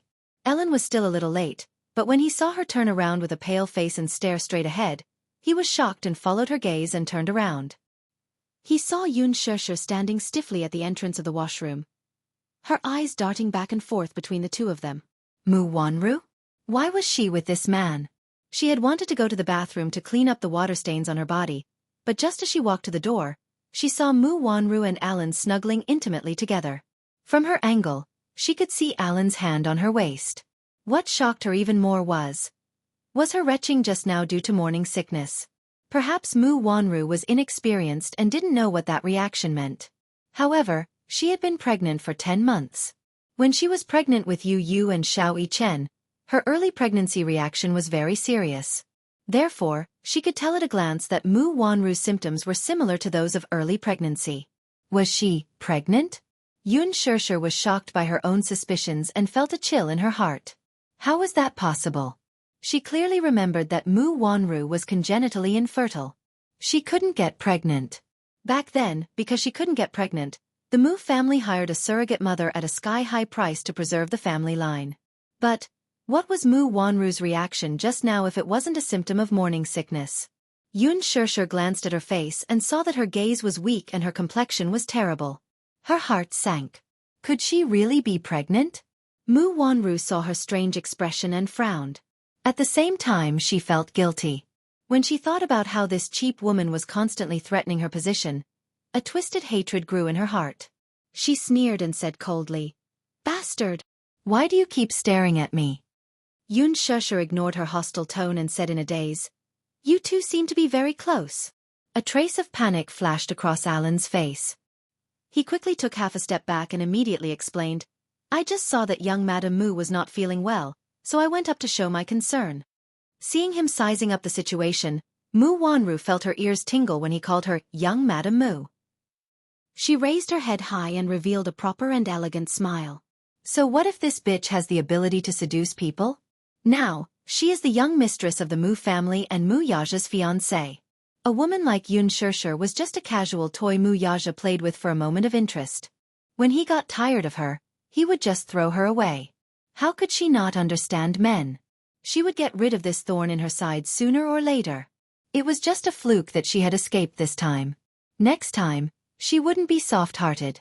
Yun Shusher faintly tugged at the corner of her lips and said, "Since you know that she is young Madame Mu, don't you think that your concern is a bit excessive?" Chapter 497. A hint of guilt flashed through Mu Wanru's eyes, but she quickly pretended to be calm. Then her gaze turned cold. She took a few steps forward and strode in front of her. She raised her hand high and slapped her face. "Pa!" Yun Shusher couldn't dodge in time and her face was slapped to the side. A red and swollen mark immediately appeared on his face. Yun Shusher's gaze froze. She caressed her burning cheek and stared at her in surprise. "Bitch! What are you looking at? Do you know what excessive means? I think you're the reincarnation of a vixen. You look pure and harmless, but you're born cheap." Mu Wanru gritted her teeth as she spoke. The anger and hatred in her eyes seemed to want to grind her bones into ashes. Yun Shusher was angered by her explicit and unrestrained words, and her eyes revealed a sullen expression. "What right do you have to call me cheap? You still dare to talk back?" Mu Wanru said as she stretched out her hand to slap her again. Yun Shusher, on the other hand, grabbed her wrist tightly and gave her a tight slap in return. "Pa!" Mu Wanru's slap caused her to lose her balance. She staggered back a few steps and almost fell. Alan quickly went forward and supported her body. He glared fiercely at Yun Shusher. "What are you doing? She hit me first. This is for her." Yun Shusher replied calmly, without a trace of fear on her face. Mu Wanru covered her red and swollen cheek. Her eyes were filled with tears of grievance as she glared at her. She really wanted to step forward and teach Yun Shusher a lesson, but before she could take a step forward, her chest started to retch again. She tugged at her clothes and stopped in her tracks. Her eyes were fierce as she glared at Yun Shusher. A cheap person is a cheap person. She was born cheap. Yun Shirshir was shocked when she heard this. There seemed to be a flash of white light in his mind. The scenes buried deep in her memory flashed before her eyes like a merry-go-round. In the fragmented memory fragments, a beautiful girl who looked like a proud little princess pushed her to the ground, pointed at her condescendingly, and mocked. B*TCH will always be a B*TCH, born to be a B*TCH. Suddenly, he had a splitting headache. It was as if something was breaking out of her head. She rubbed her throbbing forehead as she looked coldly at Mu Wanru's malevolent and distorted face. Her thoughts were in a whirl. 15 years ago, as far as she could remember, she had never seen her father when she was young. Her impression of her mother was that she was as beautiful as poison, arrogant and elegant. She also had a younger brother. For as long as she could remember, the three of them depended on each other for survival. Although they were a little tight on money, she felt that those were the happiest times of her life. When she returned home, she had her mother and her younger brother. She loved to snuggle with her younger brother on the bed. Her mother would open a fairy tale book for them by the bedside and read it word by word in a gentle voice. In such a voice, they would fall into sweet dreams. But even this peace was ruthlessly broken when she was 9 years old. A car accident had sent the broken family into hell. In that car accident, if it wasn't for her mother's protection, she wouldn't have survived. And if it wasn't for her mother protecting her mother and younger brother wouldn't have lost their lives. Chapter 498. Not long after she struggled to climb out of the car and drag her brother out, the car was completely destroyed. Due to her severe injuries, she fainted. When she regained consciousness, she had minor injuries all over her body, and her brother was nowhere to be found. Her mother was eventually declared dead. Just before the death notice was issued, she held her injured arm and watched helplessly as her mother was pushed into the cold morgue. She followed along stiffly without crying or shedding a single tear. She seemed to have forgotten what tears tasted like. Her mother did not have many friends when she was alive, and her funeral was taken care of by kind-hearted people in society. After all, she did not have any relatives, and they pitied her, so the funeral was hastily arranged. After that, she was hospitalized for a whole month. She could not even remember how she survived. She dreamed in the middle of the night, and her heart was cold and desolate. It was only on the day of her discharge that she understood in her heart. From then on, she knew that she would be left alone. Other than a jade pendant, her mother did not leave her anything else. She remembered that her mother used to wear this jade pendant close to her body and never left it. As for her background, her mother never mentioned a word about it. As for her grandfather and father, she kept her mouth shut. However, she still remembered that the place her mother mentioned was the Hua family, a place she hated all her life. The person she mentioned was called Mu Shang, the person she hated the most in her life. He was a cruel executioner. The number of times he mentioned the Mu family could be counted with one hand. As for her father, he never mentioned it. As she did not have any relatives, after a series of procedures, she was sent to a private welfare home. That place became her lifelong nightmare. Perhaps that memory was too dark, and she did not want to remember it. It was as if she had selective amnesia, and her memory of that place was no longer clear. Until Mu Wanru said, B***RD will always be a B*** road born to be a B***RD. It made her recall that when she was young, there was once a girl who pointed at her and cursed her like this. When she first entered the welfare home, she was quickly assigned to her own dormitory. In the 20-square-meter room, 16 children were squeezed in. There were 8 beds and 2 floors. It was extremely crowded. There was a girl in the same dormitory with her. Everyone called her Xiao Rou. She was beautiful and generous. Like other children, she longed to be adopted by a rich family. She was different from other children. In his memory, she was always dressed up beautifully. She was beautiful and had many beautiful dresses. She always had a lot of candy and snacks. She was like a little princess who was doted on by thousands of people. She was the moon surrounded by stars, high and mighty. The director and teachers of the orphanage loved her very much. She even had a large group of fans among the children. She was like a little fairy. Everyone liked her and spoiled her. At that time, she still hadn't gotten over the pain of losing her mother. She was a little autistic and didn't like to talk, so other children didn't like to play with her. This girl was the first to talk to her. When she was lonely and helpless, She gave her a candy and said to her, "My name is Xiao Rou. What's your name? Let's be good friends." She thought that this girl was the little angel. She was kind and willing to help others. Chapter 499. She had always been grateful to this girl. Until one day, when she walked into the washroom, she heard a rustling sound coming from one of the cubicles. Then, she heard a series of faint gasps, accompanied by the sound of struggling. Xiaorou's nervous and scared voice came through. "Dean, be gentle. Xiaorou hurts. Xiaorou, be good. Xiaorou, don't shout. Don't let others hear you. Dean, can we not do that today? Xiaorou will help you with my mouth, okay?" "Okay, Xiaorou is so good. I'll buy you candy later." She was shocked when she heard the dean's tense voice. At that time, she was young and ignorant and didn't understand what was going on. She only knew that this was a girls' washroom and didn't understand why the dean would appear here. She walked closer to the cubicle with doubts. The door was locked from the inside, but through the small gap, she was surprised to see the dean standing upright with his back against the door. From her angle, the dean's pants were pulled down to his legs, and Xiaorou's clothes were half off as she knelt on the ground. Her head kept moving, but she couldn't see what they were doing. She moved closer, but her face accidentally bumped into the door, which alarmed the two people inside. Xiaorou was shocked. She raised her head guiltily and looked at the door with a pair of frightened eyes. Yun Shishir couldn't dodge in time and their eyes met. At that time, she was inexplicably flustered. Maybe it was because Xiaorou's eyes were too dark and scary, or maybe it was because the embarrassment and anger in Xiaorou's eyes had been discovered that scared her. She quickly ran back to her room. That night, when Xiaorou came back, she was reading a comic book on the bed. Pushing the door open, Xiaorou strode to her bedside and pulled her off the bed by her hair. Leaning against her ear, Xiaorou's voice was threatening and angry. "Did you see? What did you see?"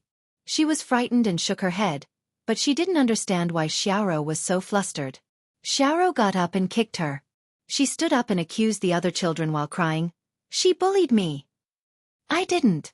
Without waiting for her to explain herself, the other children rushed up angrily, punching and kicking her. Among the children, Xiaorou's words were like an imperial edict, because she treated every child very well. She would give them snacks to eat and play with them. Among the children, her words were absolute. No child dared to disobey her. That night, she was sent to the infirmary with injuries all over her body. She didn't even understand what had happened, but somehow, she had become everyone's public enemy. The next day, she realized that the jade pendant she had placed under her pillow was gone. She asked everywhere, but no one said that they had seen it. When she saw the jade pendant hanging around Xiaorou's neck, she immediately said excitedly, "That's my jade pendant." Xiaorou retorted, "What are you talking about? This is my jade pendant. My mother gave it to me. You're the one who stole my stuff, you thief." "I'm not a thief." In the face of everyone's doubts, her pale and weak explanation seemed a little hollow. "That jade pendant was originally mine. It's mine. I'm not a thief. I'm really not a thief." Chapter 500. Xiaorou's harmless smile was very lovable and it quickly aroused the anger of all the children. "How could Princess Xiaorou steal your things? You're the thief. You're clearly lying. You're lying." She was unable to defend herself and could only watch as her mother's relic was taken by someone else. Compared to the sweet-looking Xiaorou, she was like Cinderella. No one was willing to believe her and no one was willing to stand in her position. From then on, all the children treated her like snakes and scorpions, as if she was a vicious and bad child. Later on, one morning, Xiaorou was called over by the teacher and never came back. According to the other children, Xiaorou was adopted by a rich family. It was said that the family was very rich and gave the director a lot of benefits. They even helped to build a few projects in the Welfare Institute. The children said that the rich family came to the Welfare Institute to acknowledge their relatives. When they saw the jade pendant on Xiaorou, they took her away. Xiaorou never came back. The children were all amazed and envious. To be adopted by a good family was something that many children envied. Suddenly recovering from her thoughts, Yun Shishir suddenly raised her head. Her eyes were red and the expression on her face was angry and gloomy. Those dark memories instantly broke out of their cocoons. Those past events that she didn't want to look back on were all vivid in her mind. It was her. She was that child. She was the one who stole her jade pendant and framed her as a thief. It was her who caused her to be bullied, ostracized, and mocked by so many children. Yun Shirshir took a step closer to Mu Wanru and slowly stretched out her hand. Her voice was cold and firm. "Return the jade pendant to me." When Mu Wanru heard this, her heart trembled. She stared at her in disbelief. Her eyes flickered with bewilderment and her face turned pale. Did she recognize him? How could it be? Her appearance was so different from when she was young. How could she recognize her? You're Xiao Rou, right? Yun Shirshir's lips curled up coldly. She opened her palm and stared straight at her. Her eyes were bloodshot and she looked extremely miserable. "I don't know what you're talking about." Mu Wanru kept dodging his gaze as she retreated step by step, trying to defend herself with a pale face. "Now that things have come to this, how much longer are you going to pretend?" Yun Shirshir's eyes widened in indignation. Tears welled up in her eyes as her voice trembled. "That jade pendant. Return that jade pendant to me. That's the last thing my mother left me. Please give it back to me." "I don't know what you're talking about." Mu Wanru was forced into a corner by her. She let out a hysterical shriek as her face turned pale and blood drained from her face. Alan nervously held onto Mu Wanru's shoulder and looked at Yun Shirshir, who was walking towards her, with vigilance in her eyes. "What are you doing? Are you crazy?" Yun Shirshir bit her lips hard. She clenched her fists tightly, and tears flowed uncontrollably from her eyes. Those dark memories broke out of the cocoon and lingered in her mind, unable to be dispersed. The torment and bits of her time in the orphanage were like red-hot iron, leaving an indelible memory in her heart. Chapter 501. Screaming at the top of her lungs had almost exhausted all of her strength. Yun Shirshir staggered towards her, but her eyes were fixed on her. "It's time to return it to me. Give me back what you have taken from me. That jade pendant. Can you return it to me?" "Mu Wanru." "Ah, shut up. Stop talking." Mu Wanru was on the verge of breaking down as she covered her ears. "What nonsense are you spouting? I didn't steal anything from you. I didn't. You're slandering me. I'm not a thief, you're the thief. Stop talking, stop talking. You shut up. Otherwise, I'll tear your mouth apart." After shouting agitatedly, Mu Wanru's body swayed, and her eyelids twitched violently a few times. Her legs went soft, and she fainted in Alan's arms. Alan turned pale with fright. He hugged her and called out a few times in a panic, "Wanru? What's wrong with you?" Seeing that she had fainted, Alan's heart ached. He carried her horizontally, raised his head abruptly, and fiercely glared at Yun Shirshir. "Are you satisfied now? Are you satisfied now? Vicious woman, are you going to force her to death before you stop?" After saying that, he carried Mu Wanru and strode out of the door. Yun Shirshir stood rooted to the ground in a daze. She laughed mockingly, but her heart could not stop chilling. Was she satisfied? Was she a vicious woman?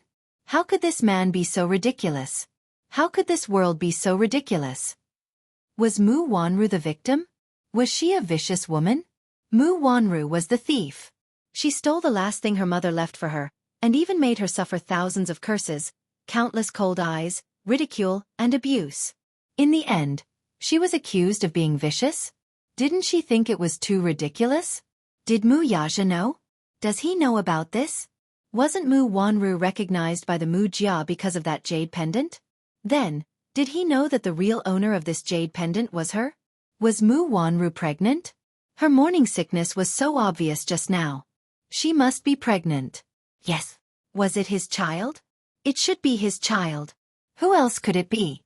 Mu Wanru was his fiancée, so what did he mean by those words he said to her earlier? Those words about announcing their relationship to the world were a joke to her, weren't they? Was she really that gullible? Did she really believe a simple promise? Did she really think that he would promise her the whole world? But in the end? But his fiancée was pregnant. Wasn't Mu Wanru unable to get pregnant? Then what was this? The intense argument attracted the attendants to inquire about the situation. Yun Shirshir lost her balance and fell to the ground. Her trembling hands slowly covered her pale face. Her eyes were empty and hopeless. Qin Zhou heard the news and rushed over. Seeing her lying on the ground, he was shocked and immediately went forward. Sure, what's wrong? Yun Shusher's eyes were wide open and her voice trembled. Qin, I'm not a thief. Do you believe me? Qin was confused by her sudden question. Not knowing the cause and effect, he laughed dryly and said blankly, Sure, what are you talking about? How can you be a thief? I'm not a thief. Chapter 502. But, they're all saying that I'm the thief. Yun Shusher covered her eyes and burst into tears. It was as if she had returned to the orphanage more than 10 years ago. She was surrounded by those children and listened to those cold fingers pointing at her.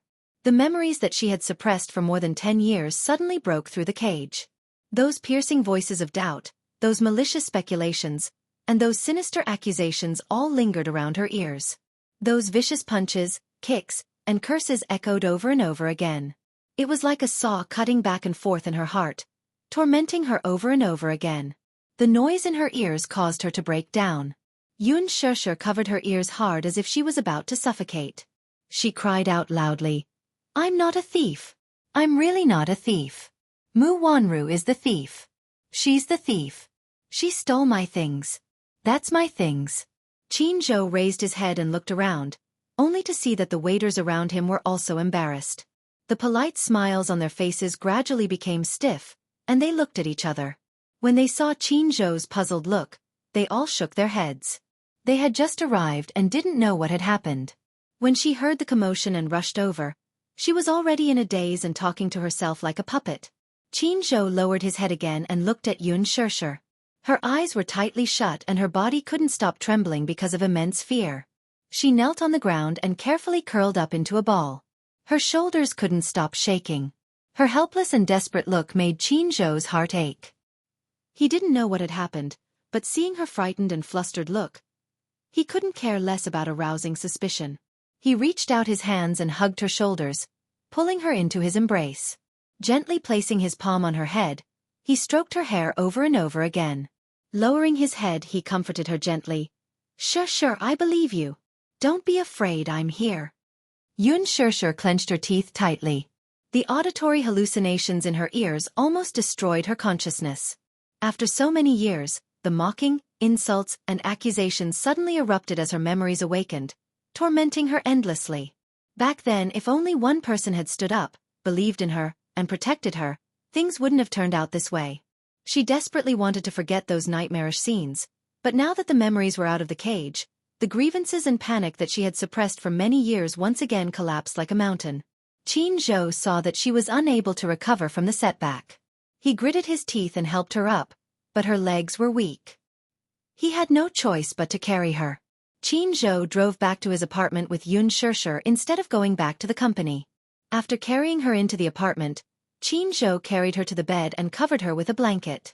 Yun Shusher lowered her head and burrowed under the blanket. Her body curled up into a ball and she hugged herself tightly like a person who had no sense of security and was extremely helpless to protect herself. Qin sighed, but there was nothing else he could do. He kept asking her questions along the way, but she kept curled up in the corner of the back seat with her head lowered. She didn't seem to hear a single one of his questions, and she didn't give him an answer. He had never seen a person lose control to such an extent. Chapter 503. Sure, no matter what, why don't you take a break first? If you don't want to talk about it, I won't ask. But as long as you're willing to talk, I'll be your most loyal listener.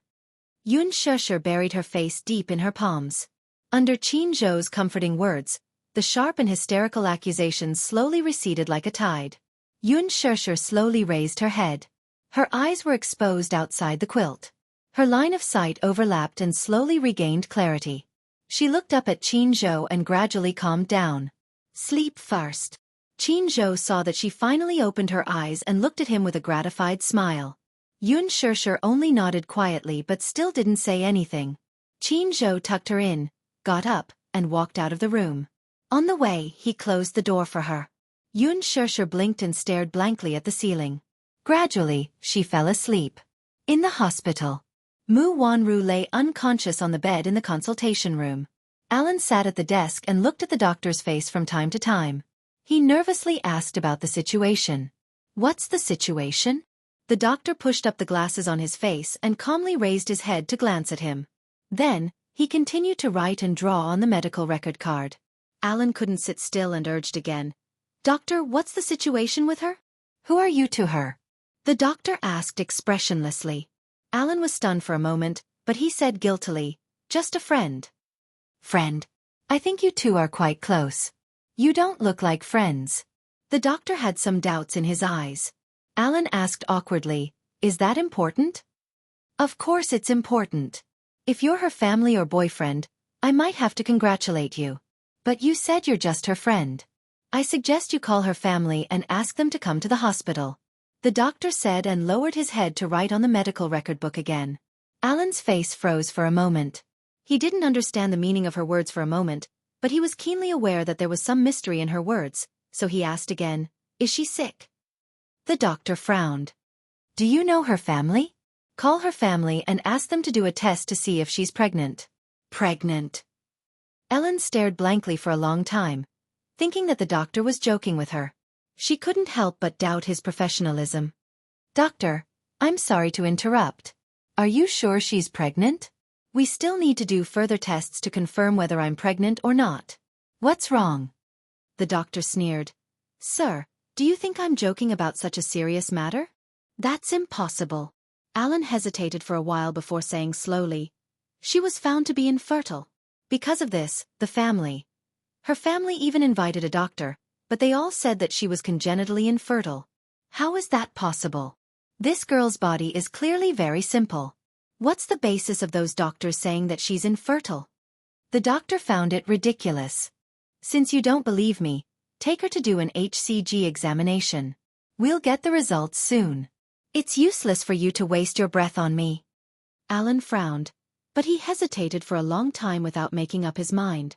He also wanted to do an HCG examination for her to see what was going on. Chapter 504. What if she was really pregnant? Although this hospital was a private hospital, the Mu family would be able to find out if there were any medical records left in any medical center in the capital. What if she was really pregnant? In less than 2 days, the news would spread to the Mu family. He remembered that Mu Wanru and Mu Yaja had never had any physical contact. But now there was news that she was pregnant. Mu Wanru had to kill him. Let's not bother about whether she was fertile or not for the time being. Even if she was really pregnant, the child in her stomach could not be saved. If the test was done and she was really pregnant, then, to a wealthy family, a premarital pregnancy, and the child was not even Mu Yaja's, was undoubtedly a huge scandal. Thinking about it carefully, it was not impossible for her to be pregnant. When he did it with her, it was probably because he knew that she was infertile. He was a little fearless, so he had never taken any safety measures. It was not impossible for her to be pregnant. Alan stood up and said, "I'll make a decision after I inform her family. Today, I'll send her home first."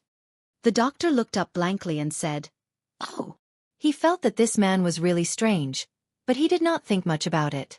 He only told him a few things to take note of and let him pay the registration fee. When Alan carried Mu Wanru to the car, Mu Wanru had already woken up. Seeing that she had woken up, Alan was nervous. "You're awake. Where is this?" Mu Wanru had a splitting headache. She rubbed between her eyebrows and looked out of the window. When she saw the hospital sign, she was stunned. "Why are you in the hospital? You fainted just now. So, I was worried about you and sent you to the hospital." Alan was halfway through his words when he stopped abruptly and did not continue. He was still considering whether to tell her about this matter. Now that she was only pregnant, it was not confirmed if it was true. Mu Wanru did not know what he was thinking. She suddenly recalled what happened before she fainted. Thinking of Yun Shersher's horse accusations, her heart stopped for a few seconds. She bit the tip of her thumb uneasily and panicked. Did she find out? Did she remember what happened before? How much did she know? Did she only remember that she had stolen her jade pendant, or did she know what status this jade pendant represented? Damn it! Seeing her flustered expression, Alan recalled the doctor's words and finally decided to confess to her. "Wanru? What is it? Speak." She was distraught, so her tone was unkind. Ellen hesitated for a few seconds before asking slowly, "What exactly happened when you were found to be infertile?" He suddenly brought up this topic. Mu Wanru was startled for a moment, and then she felt a dull pain in her heart. She said with an unhappy expression, "Why are you suddenly asking this?" Her inability to conceive had always been the most unforgettable thing in her heart. If she could have children, perhaps she would have married Mu Yaja long ago. It was because she couldn't get pregnant that her position in the Mu family was unstable. Since ancient times, rich and powerful families had always relied on their sons to rise in status. If he didn't have children by his side, he wouldn't have any status. It was precisely because of this that she was unable to bear a child for Mu Yaja. Naturally, her position would not be stable. Chapter 505. Mu Wanru's heart was filled with grievances and heartache.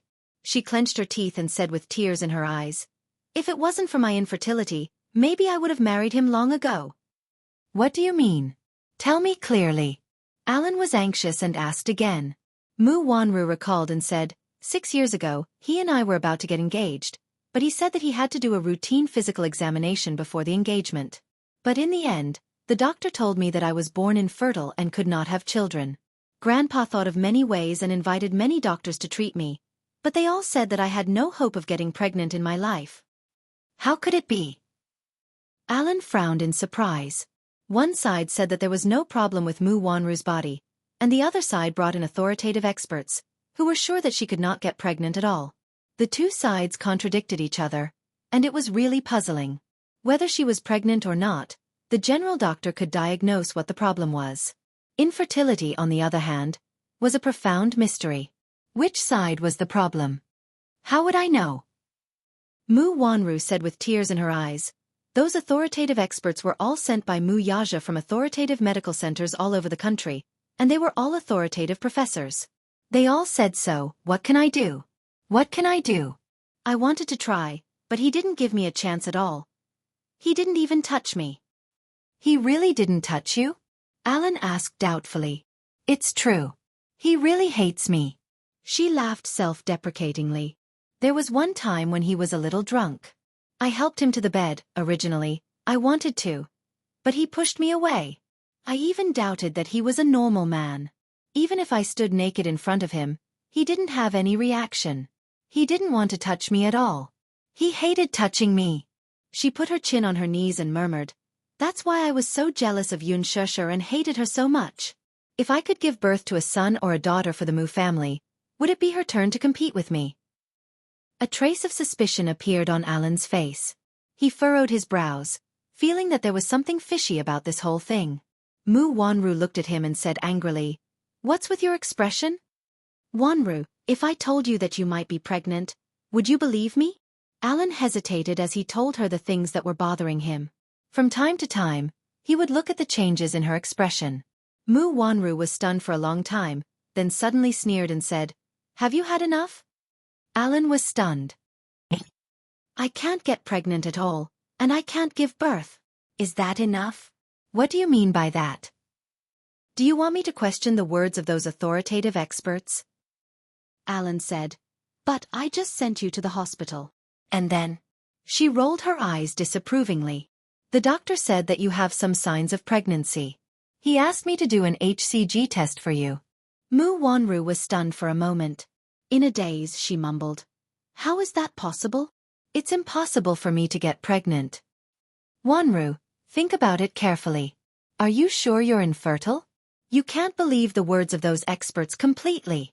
No one knows your body better than you, right?" Chapter 506. Think about it again. We've done it so many times, but we've never taken any safety measures. Do you think it's a coincidence that you're showing signs of pregnancy at this time? Do you have any signs of early pregnancy in the past 2 days? I saw you retching a little before. Is that a symptom of morning sickness? Every word that he said was very convincing, and there was indeed some truth to it. Mu Wanru fell silent. Indeed, she and Alan had done it so many times. Perhaps it was because she knew that she was infertile and couldn't get pregnant, so Mu Wanru didn't take it to heart and didn't take any safety measures. Similarly, Alan didn't take any protection measures. But thinking about it carefully, there was indeed something wrong with the past few days. Every morning before breakfast, she would feel nauseous. At first, the symptoms weren't serious. She endured it and didn't think too much about it. Over the past few days, the dizziness and weakness had become more and more serious. She had no appetite and always felt inexplicably tired. She just blamed it on the nightmares and lack of sleep. Because of that incident, she had been feeling uneasy for the past few days. She had even neglected one thing. Her period had indeed been delayed for a long time and hadn't come for a long time. Her physical fitness was good. Every time her period came, it would come on time. At most, there would only be a deviation of 2 or 3 days. But now, it had been delayed for more than a week. This was already very abnormal for her. At first, she didn't realize it and only thought that it was normal for her to not sleep well. Now that she thought about it carefully, she couldn't help but be shocked. Mu Wanru's face suddenly turned ugly. She lowered her head in disbelief and covered her lower abdomen with her hands. Her palms were gently pressed against her abdomen, and her eyes were full of disbelief. She was pregnant? At the thought of this possibility, her heart was suddenly filled with mixed feelings. She didn't know whether to be happy or worried. What did this mean? Was he joking with her? Wasn't she born infertile? Those experts said with certainty that she would never be able to get pregnant or have children in her life. Then why did she have the reaction of early pregnancy now? Although she had no experience in pregnancy, after Alan's reminder, she did notice a series of strange reactions in her body over the past few days. It was very similar to the symptoms of pregnancy. Was she really pregnant? In other words, she wasn't infertile. She still had a chance to get pregnant and give birth to a child for the Mu family? When Mu Wanru thought of this, and thought that she might be able to have a child with Mu Yaja, a child that belonged to them, her own child, her heart was filled with great joy. She trembled as she covered her face. Her eyes were filled with tears of agitation, and her throat felt tight. Mu Wanru widened her eyes in surprise. She suddenly got up slightly, grabbed Ellen's collar, and said ecstatically, "You said I might be pregnant? In other words, I still have a chance to get pregnant?" Ellen stared at her face, which was twisted and ferocious because of her surprise. For a moment, her heart was filled with great sorrow, joy, and worry. On one hand, his heart ached. His heart ached that she might finally be able to fulfill her dream of being a mother. Now, the child in her stomach was his. Vaguely, he felt a sense of responsibility as a father. Chapter 507. What was he? Had it been his wishful thinking all this while? Or could it be that the woman he loved was just using him from the beginning to the end? Seeing his dazed expression, Mu Wanru's smile froze. She asked, "Alan, aren't you happy for me?" Alan raised his eyes and stared at her, but he didn't say a word. Mu Wanru held her abdomen as her lips curled into a radiant smile. "I can get pregnant. I'm not infertile. I can give birth to a child for Mu Yaja. This child might even be the future heir of the Mu group. Isn't this something to be happy about?" "Wanru." Alan's eyes were a little obscure. He gently lowered his eyes and held her shoulders tightly. The corner of his lips curled up into a bitter arc. "First of all, I'm sincerely happy for you that you can get pregnant." Mu Wanru smiled. Her gaze was so soft that it seemed like water was about to drip out. Ellen's next sentence stunned her as if she had been struck by lightning. "But haven't you thought about it? Whose child is the father of the child in your stomach?" "Wanru, that's our child, not yours and Mu Yaja's." "Wanru, will you give birth to him?" Mu Wanru's body stiffened like a rock.